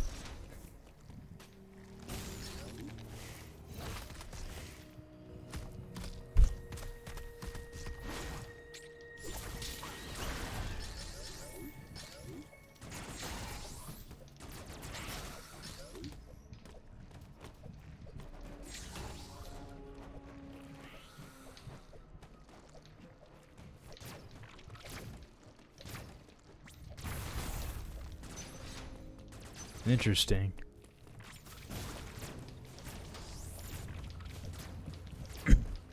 The speed, the power. Yeah, I think you're normally supposed to slide under that, and then you're stuck in there. Oh, I want to see how they handle the Emmys. I'm wondering if they just fucking avoid them, or they actually parry them. How often does the speedrunner parry, I wonder? Oh yeah, this dude's fucking great. Oh, that sucks. Because the fucking Emmy doors just shut, you have to wait for them to fucking open back up. That must suck. You can probably get a lot more time if that wasn't a thing. Also, having to sit through every single one of Adam's, like, objective things.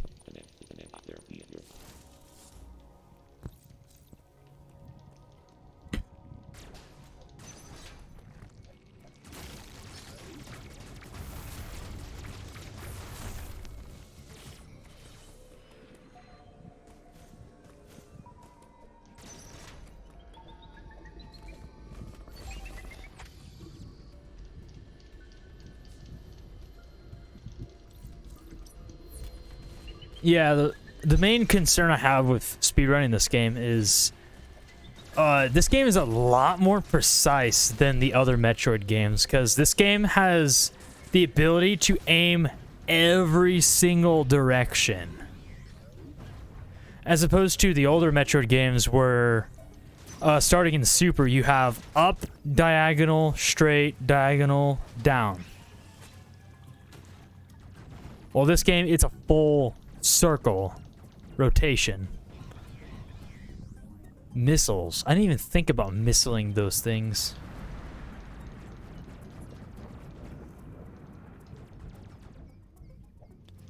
Yeah, so speedrunning this game, you have to be very precise with your aiming. Just one misfire, like, in the wrong direction might cost you.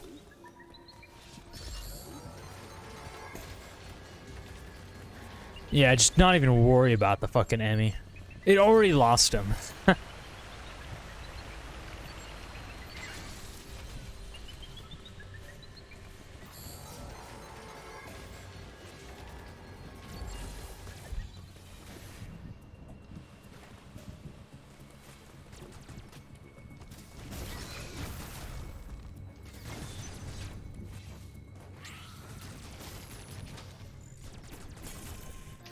Yeah, it's such a big game too, so you gotta... Without the Emmy bad RNG. Ooh, RNG. What's he what RNG is he talking about?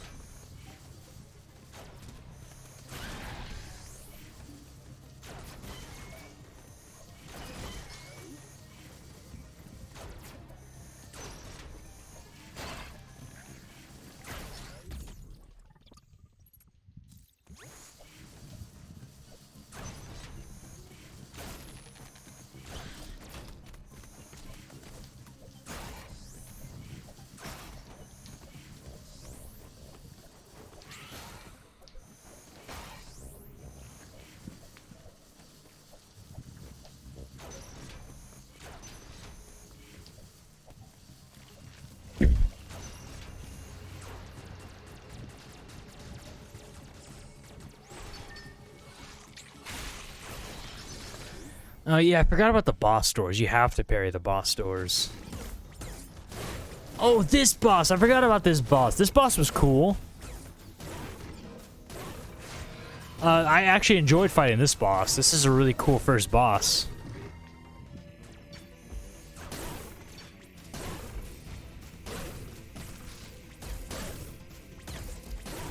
So he's just kind of watching where the head's going.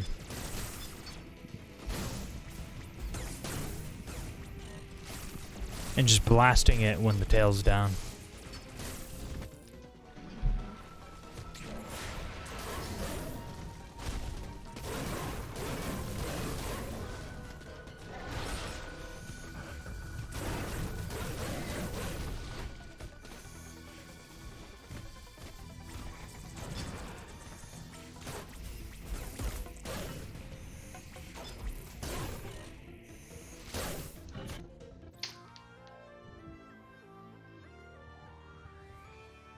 Hello there, Runner 5 UK.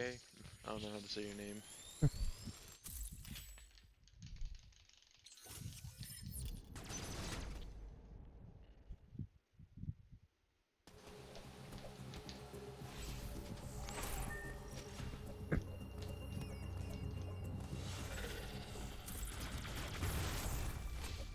I didn't even realize you could slide while invisible. I didn't even think about that being a possibility.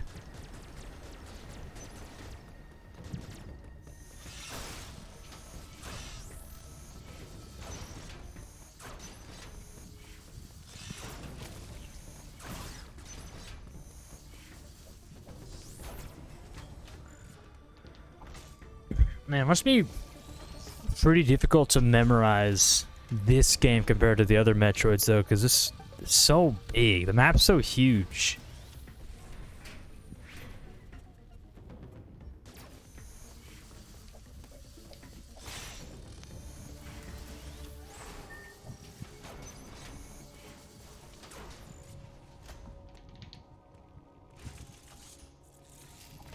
Uploading data. There is useless up there.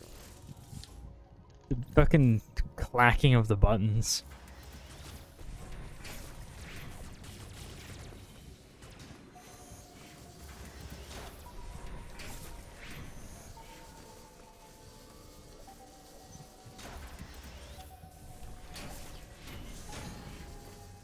Probably should have killed that robot. Why does he wish he killed that robot?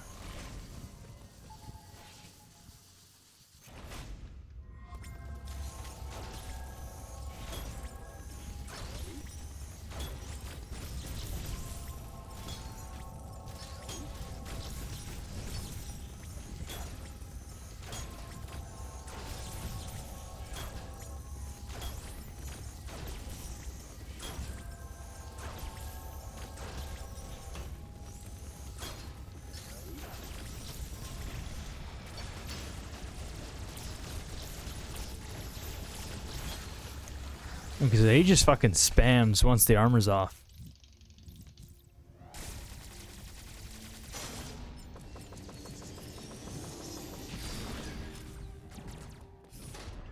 Thank you for the good luck.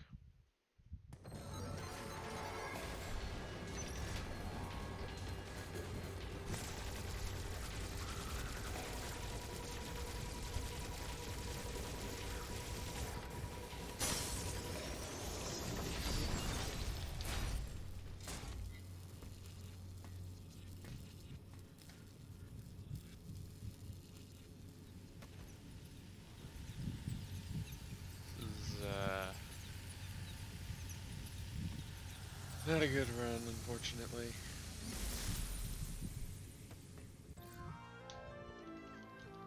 Not a good run, but it ends up being the world record. It's fun. It's usually how it works.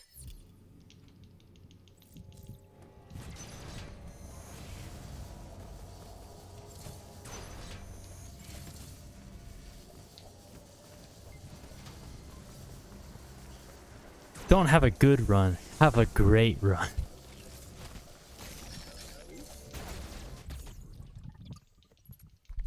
I'm gonna skim through a bit.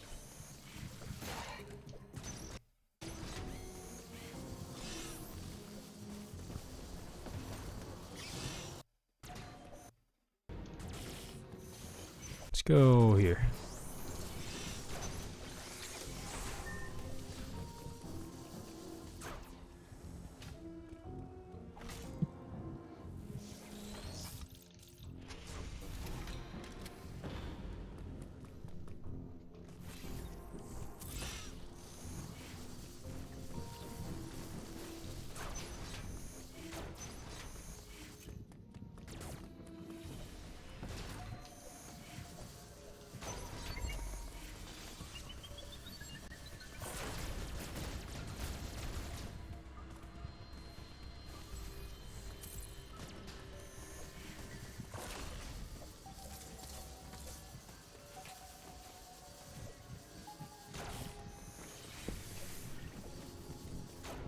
It's a very similar strategy, actually, to a lot of wall jumping tactics in like Super Metroid and I think Zero Mission, where you could wall jump off the same wall.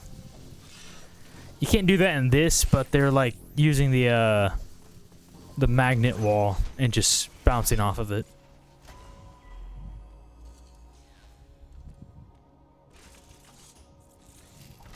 Uploading data. Let's go a little further in.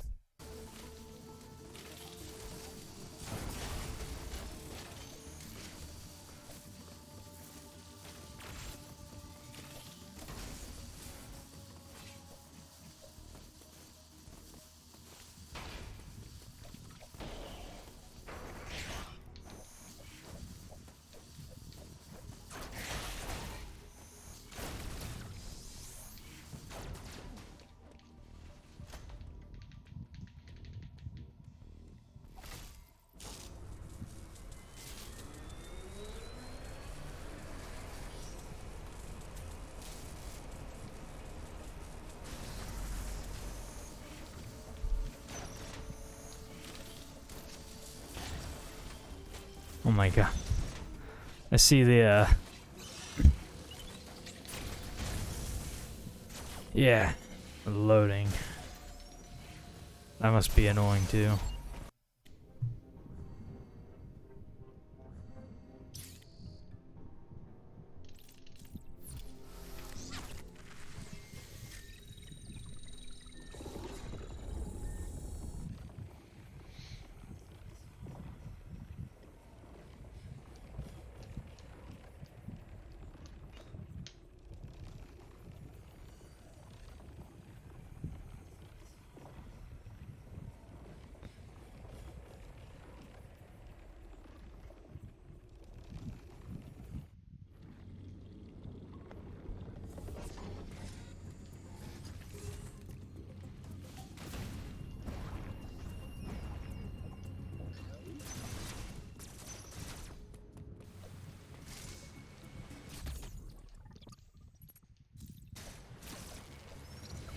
Surprised he even bothered getting the energy part. He must know where 3 more are on his path to speedrunning. Because I wouldn't imagine anyone would waste their time with that.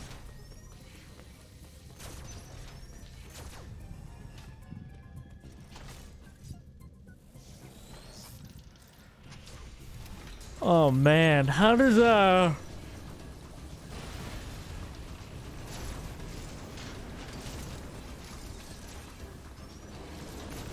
practicing speedrunning this must be so difficult though, because there's some games where you can practice like individual segments more easily than others, and you have games like this where you can't just do that. You have to go from start to finish.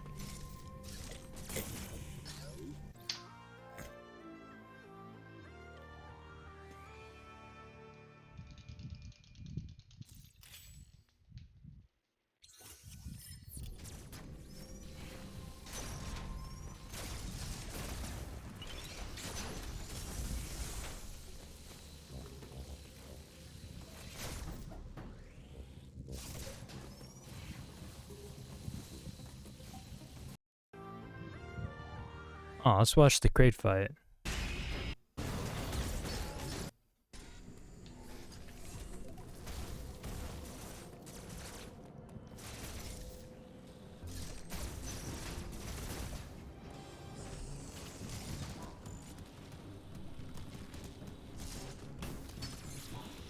Yeah, it's you said it's not been going good. Some of his segments are worse than his previous best, but this still ended up being the world record, which means at some point he gets such a huge time save.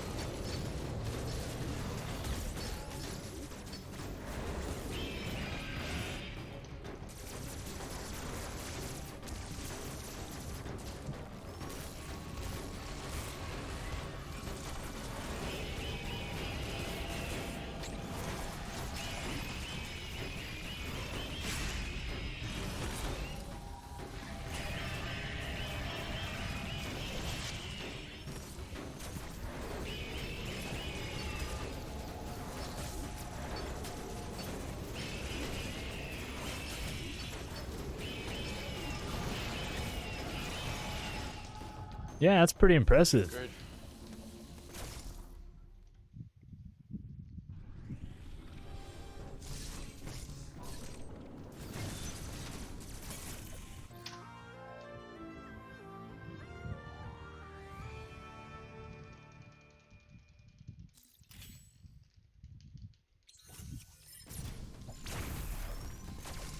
Yeah, that's pretty good. Let's go forward a bit more. Let's go here. Ah, loading.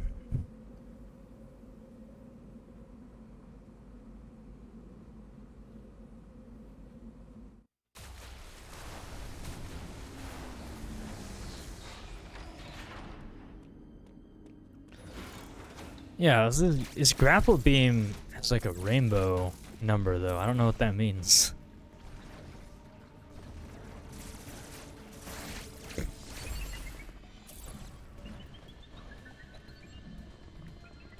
Ah, using the grapple to get himself through the water quicker.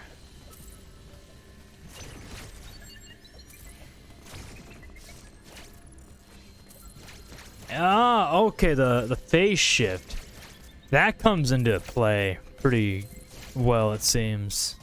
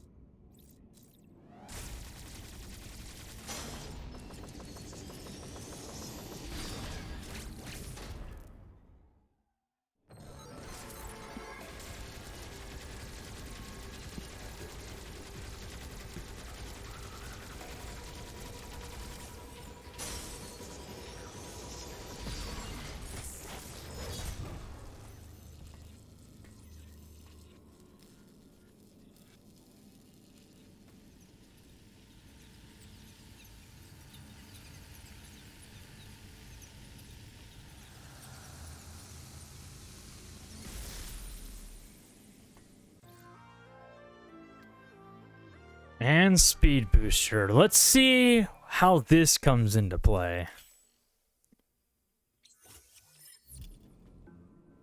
I feel like it will come very much into play.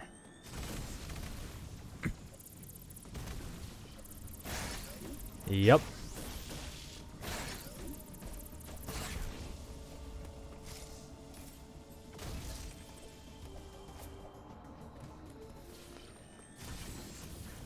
I figured they'd use it to get around faster. Way faster.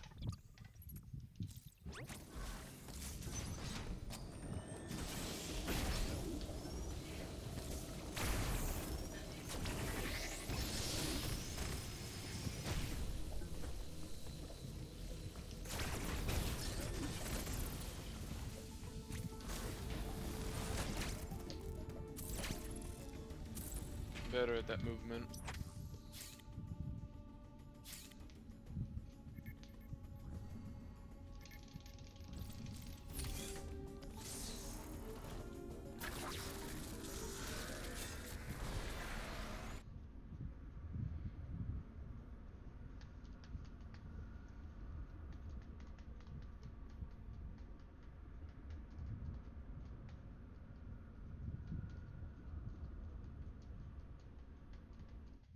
A little further in.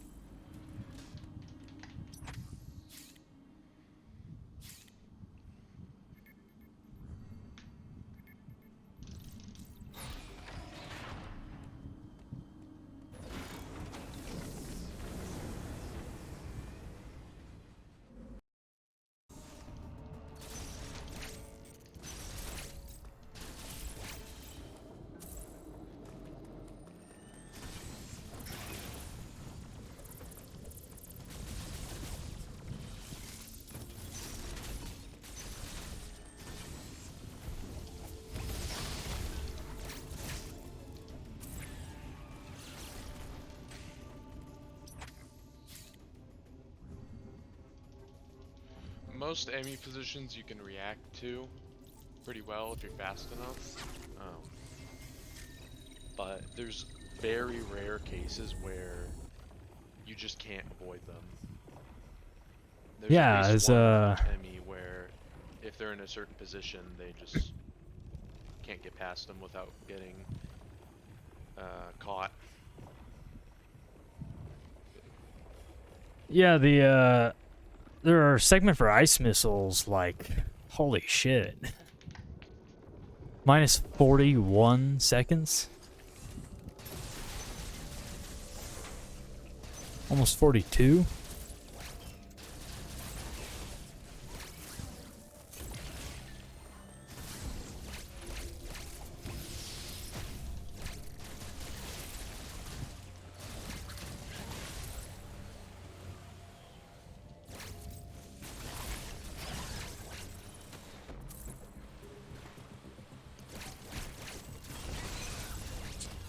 Yeah, huh? It does cut a space jump does cut a whole minute.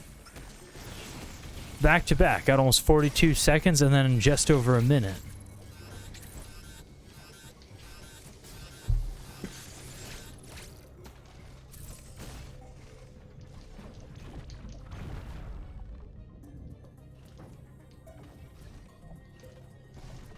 Let's go a little further in. It's not a game you can just drop very easily and pick back up. No, probably not. I think most Metroid games are like that, though. I think if you stick to a Metroid game, you really have to stick to it. You can't just stop playing.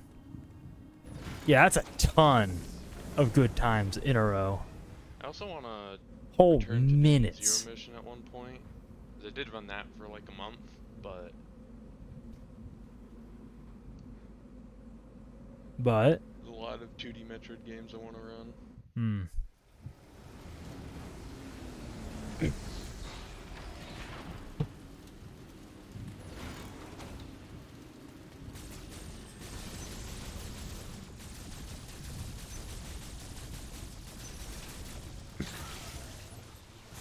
That's why you gotta play randomizer. You get that CWJ practice in, and or HBJ.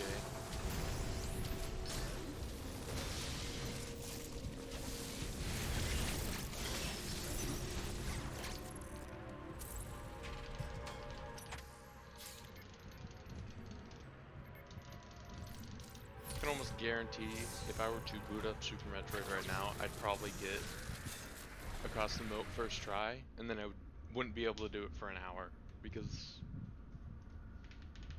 consistency.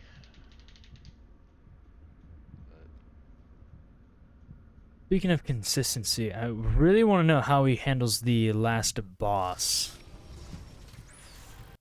Like the game didn't crash or anything, it just stopped working.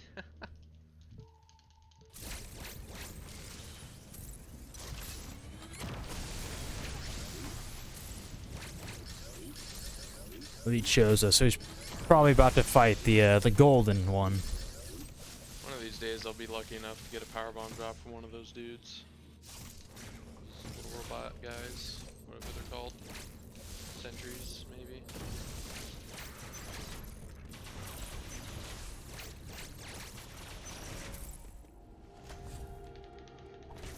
Yeah, barely a 119 power bomb. Yeah, you gotta get lucky to get a power bomb.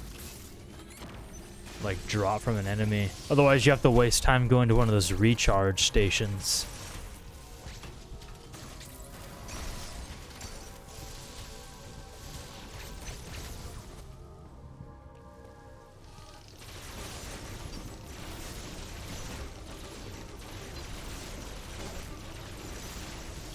Don't kill me, dude.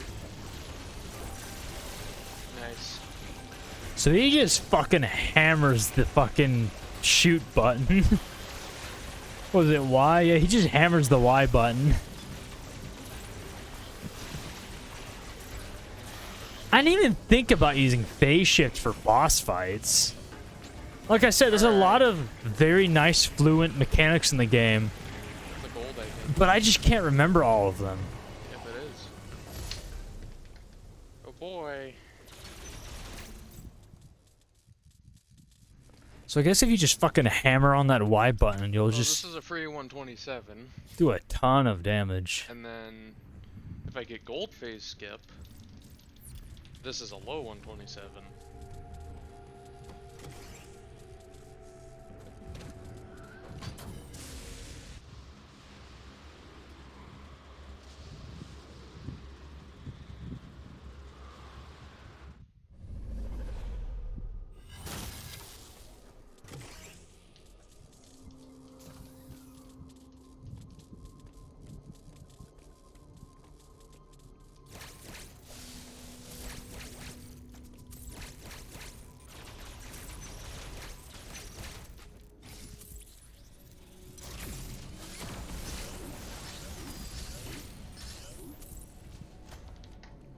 If you mash incredibly fast, you can skip the gold phase in one counter, which I've only done it twice, but it's definitely possible. And I think Pelican's done it too. I don't know if he's done it in a run though. The same thing here. You just perfect RNG. yeah, that's this boss in a nutshell. I mean, I was mashing pretty dang fast there, and I still didn't get it.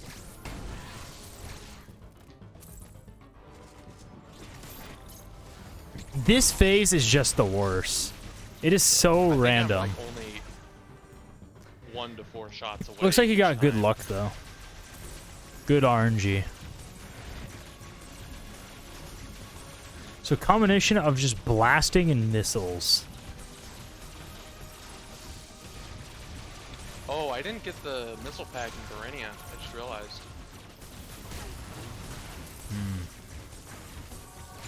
Alright, well. Hopefully I don't miss too many of these ice missiles. Is he just taking the hit? How is he taking so little damage?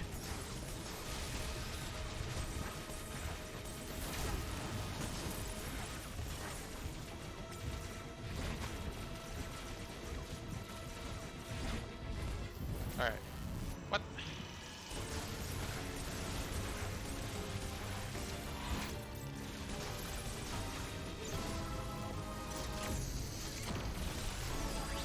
Oh, you can destroy that with a power bomb? I didn't know that. Oh shit.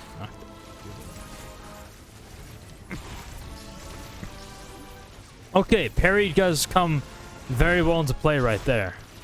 Yeah, you definitely have to double mash to get gold phase skip. If someone manages to get gold phase skip with a single mash, I would be amazed. You have to like break your arm to get it with a single mash.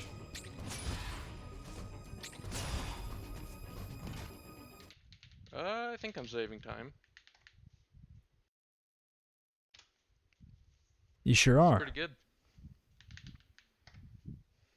Not a 126, but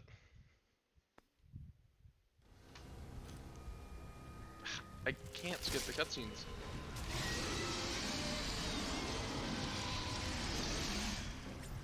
One, two, three, four, 6.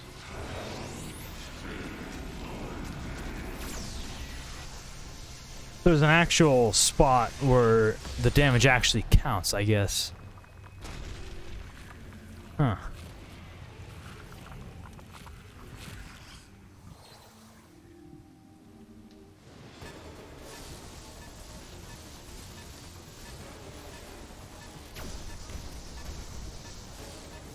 Yeah, around halfway through the escape, I think, I discovered you could just hold the fire button to just continuously spray a beam.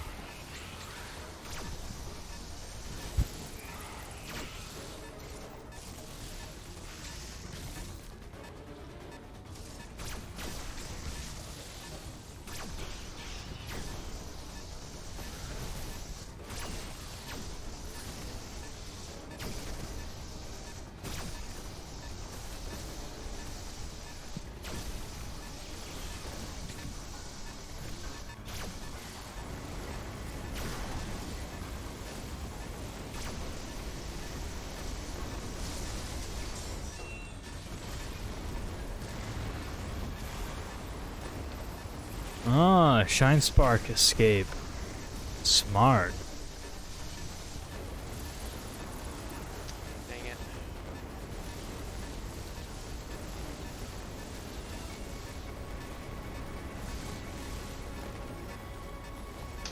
Alright. So,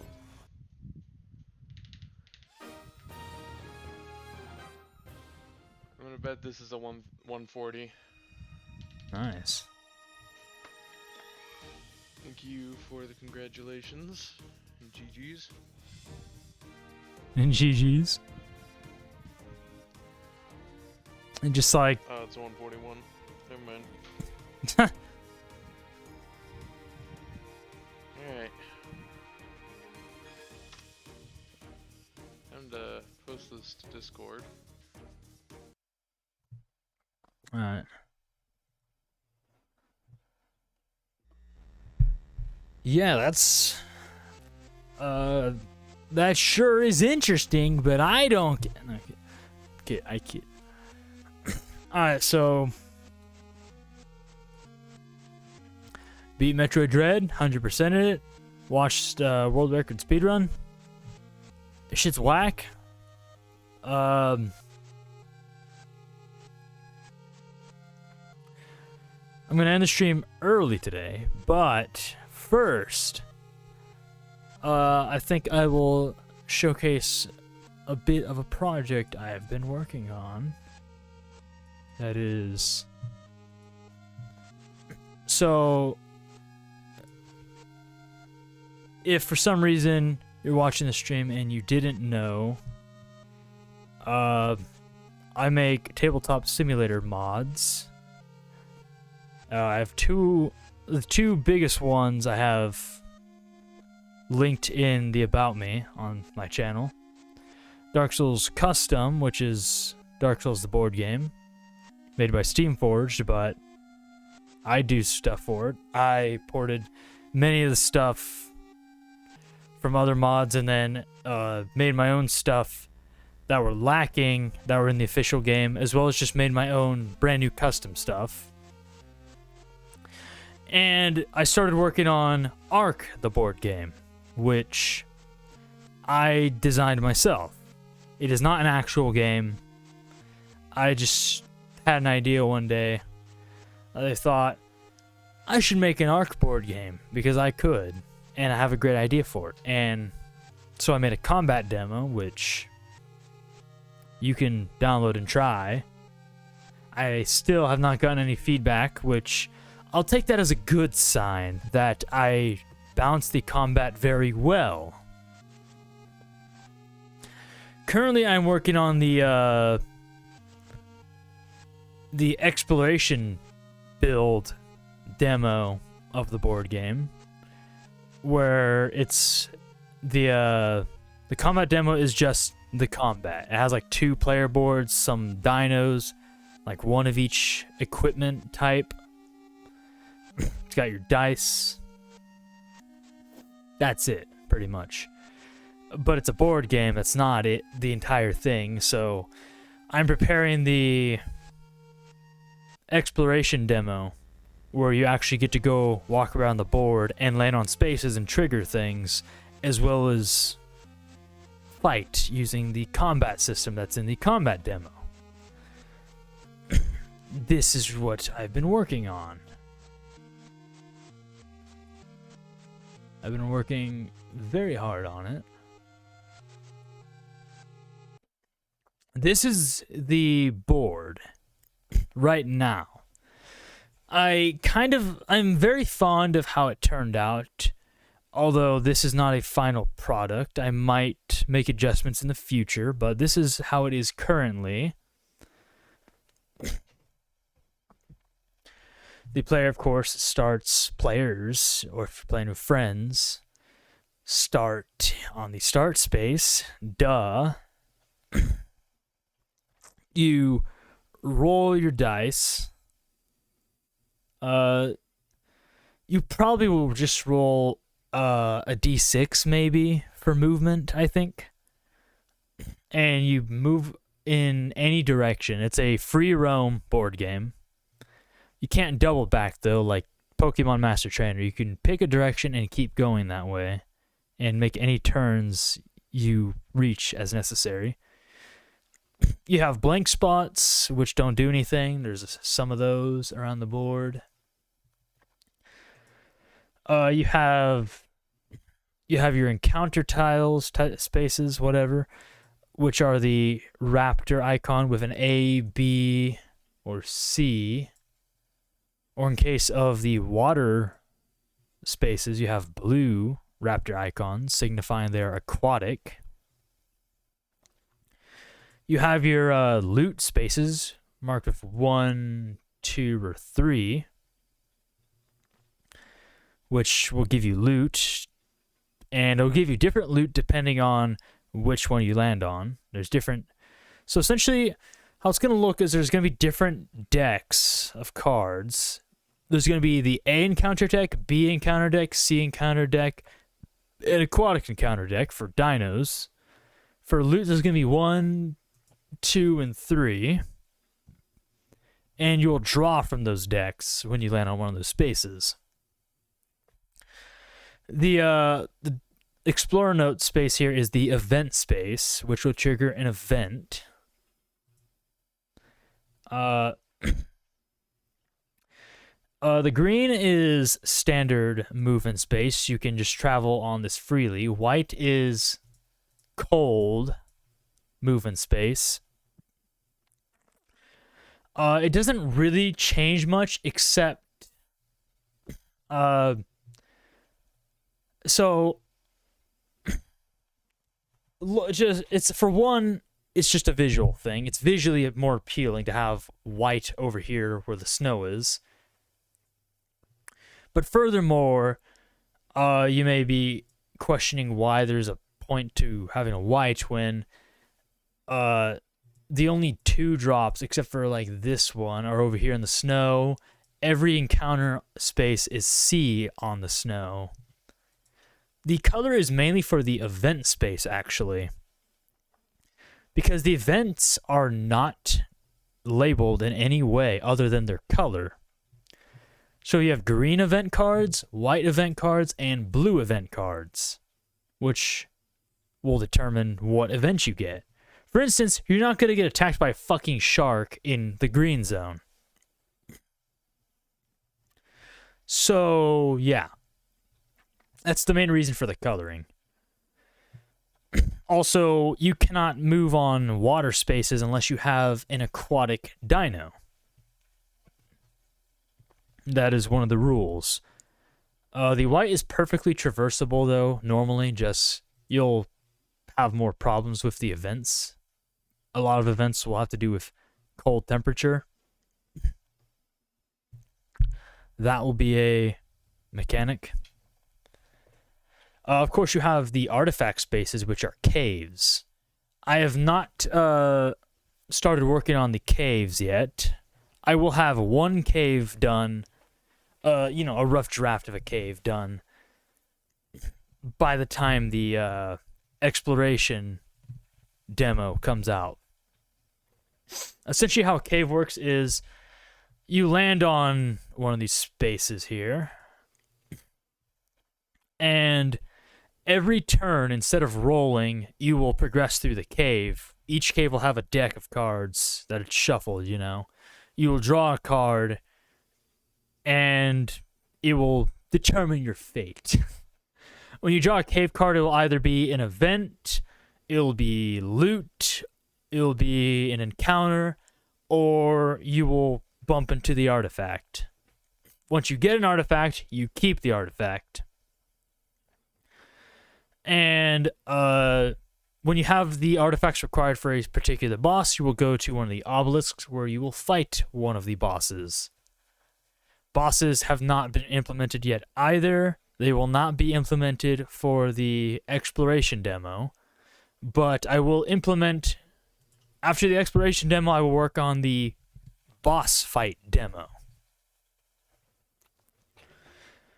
Because bosses I want to work kind of like a raid in a way. You can work with other players, or you could just go it alone.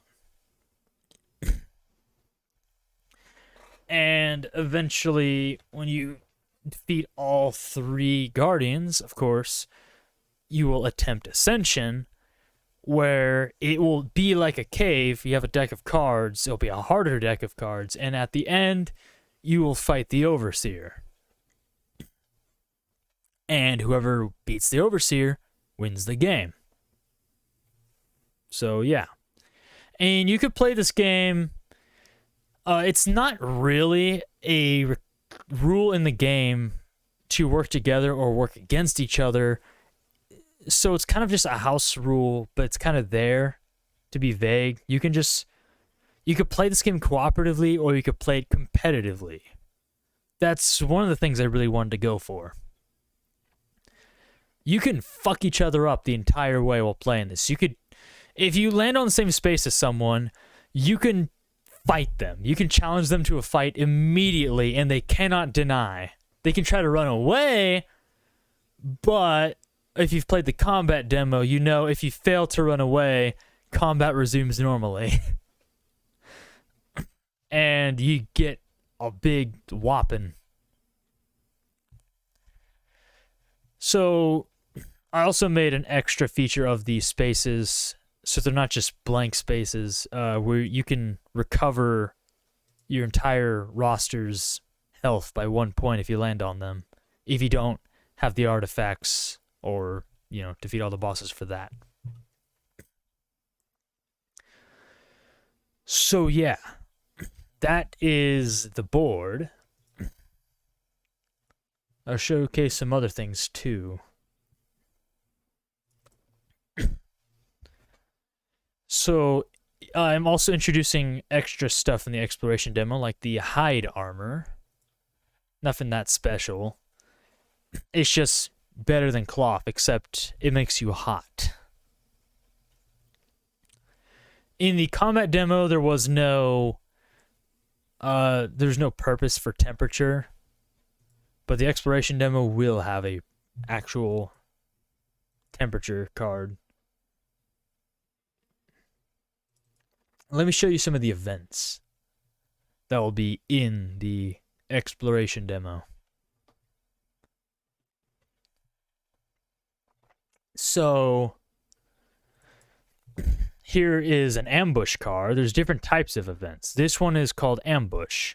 Most of the event cards in the exploration demo are going to be ambush cards because they're mainly the only things I could think of. So this is Nidaria Shock. I fucking hate jellyfish, and I'm sure everyone does. You and your active dino take 1 damage, unequip your active dino, lose your next turn. Right fine kick to the groin, just like the actual game. Also, something I have not mentioned in the combat demo that is being introduced in the exploration demo is your active dino. In the combat demo, it's just, you pick a dino to fight, but there's an actual active dino where you have one of your tames selected that essentially, if you take damage, your tame's going to take the damage. Unless it's specified, like right here. You and your active dino. Here is an ambush direwolf pack card. Roll your d6. Your active dino takes damage equal to your roll. If you have no active dino, you take the damage instead. So this card clarifies that further to the point. And here we have Grand Theft Pego. Roll your dice. If your d6 rolls odd, you discard a card. Your d4 decides what you lose. 1 being your tool, 2 being your armor, 3 being your weapon, or 4 being a random item from your hand. Yeah. We're gonna have fun with this thing. Let me show off a non-ambush card. A couple of them, really. Here we have the Magic Liopleurodon card. Keep this card. The next 3 loot spaces will give you 2 loot cards. Discard afterwards. Yeah, it's your lucky card. And then this is the weather card, cold region. If your cold stat is greater than -2, then take 1 damage. If not wearing armor, then take 1 additional damage. So, I don't know, I might try to rework exactly how the temperature works, because writing this was very confusing. I was like, if it's greater than -2, because I was thinking 0, but the torch by default gives you a -1 cold. And it gets to the point where it's confusing. It's like, is positive good? Is negative good? Because you have your cold stat and your hot stat to work between, and negative is good in both stats. But if you were in, like, the hide armor, for instance, you, let me grab level 2. If you're in the hide armor, for instance, it gives you minus cold plus heat. Just like the game. It makes you hot, but it protects you a bit from the cold. It's like, it seems a bit confusing. Like, it makes sense on this card. But on this card, it's confusing. I was confused how exactly to word it. I might reword it in a way that makes a bit more sense. I'm just not sure how.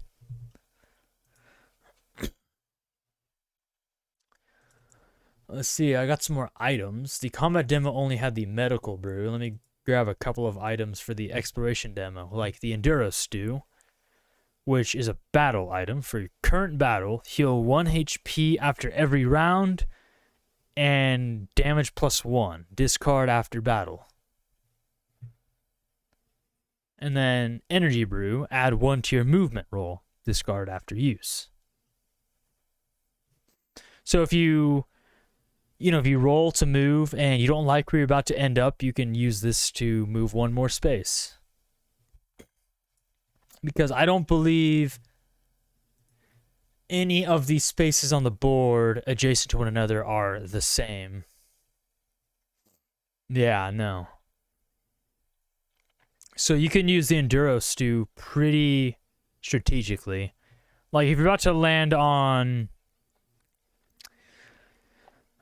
say you're in the water and you're about to land on this and you don't have a very strong aquatic mount, you use the Enduro Stew to move here and get level 3 loot. Very nice. Introducing a couple more tools, like the compass, where you can redraw up to 1 cave card per expedition. Expedition is what it's called when you're, like, in a cave. So if you draw a card and you don't like it, like, it's a fucking Arthur Plura spit card. I shouldn't have said that. I haven't... Forget what I said. If you draw a cave card you don't enjoy, particularly because it gets rid of your arm. I mean, you just use this to redraw 1 card per expedition. When you're in a cave, you are in the cave every turn until you get the artifact, or you get your ass kicked or something. I don't know.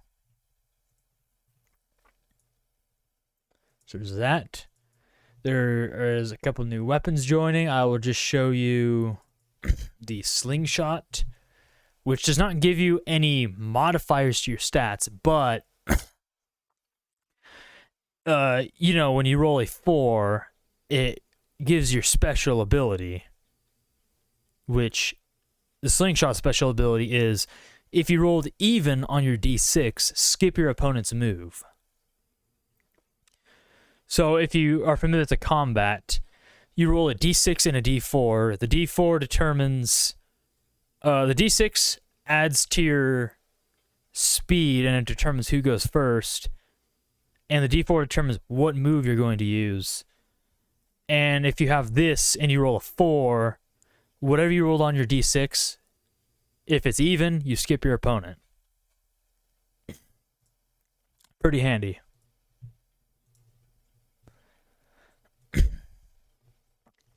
And I just have some card. I just have like some card backs, like right here. I have the Loot 2 card back. You know, it's just a thing.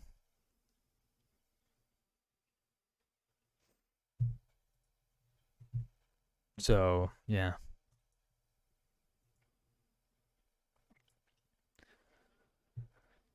I believe I was earlier today I was working on the encounter back. Yeah. So that's all I have to show you right now. Relatively soon, depending on how much work I get done this week and next week, it's a possibility the exploration demo might come up next week. And you cannot leave me feedback on that. So that was a sneak peek. That was a sneak peek for the exploration demo for the Ark board game. So that, some fun times. Definitely some fun times going there. It's pretty fun working on it. I had a hell of a time working on the board. Board design is not my expertise. I really struggle with trying to get that shit down, but I kind of like how it turned out. Not final. Nothing's final, so things might change. I like where things are going so far, though. There's just some things I need to really work out. So we're going to end off the stream early today. Thanks to those dropping by. We finished Metroid Dread. Tomorrow we're going to return to Ghost of Tsushima, Director's Cut. We're in Act 2 of New Game Plus. We're going to try and get some progress done there so I can move on to the Director's Cut content. So, see you tomorrow.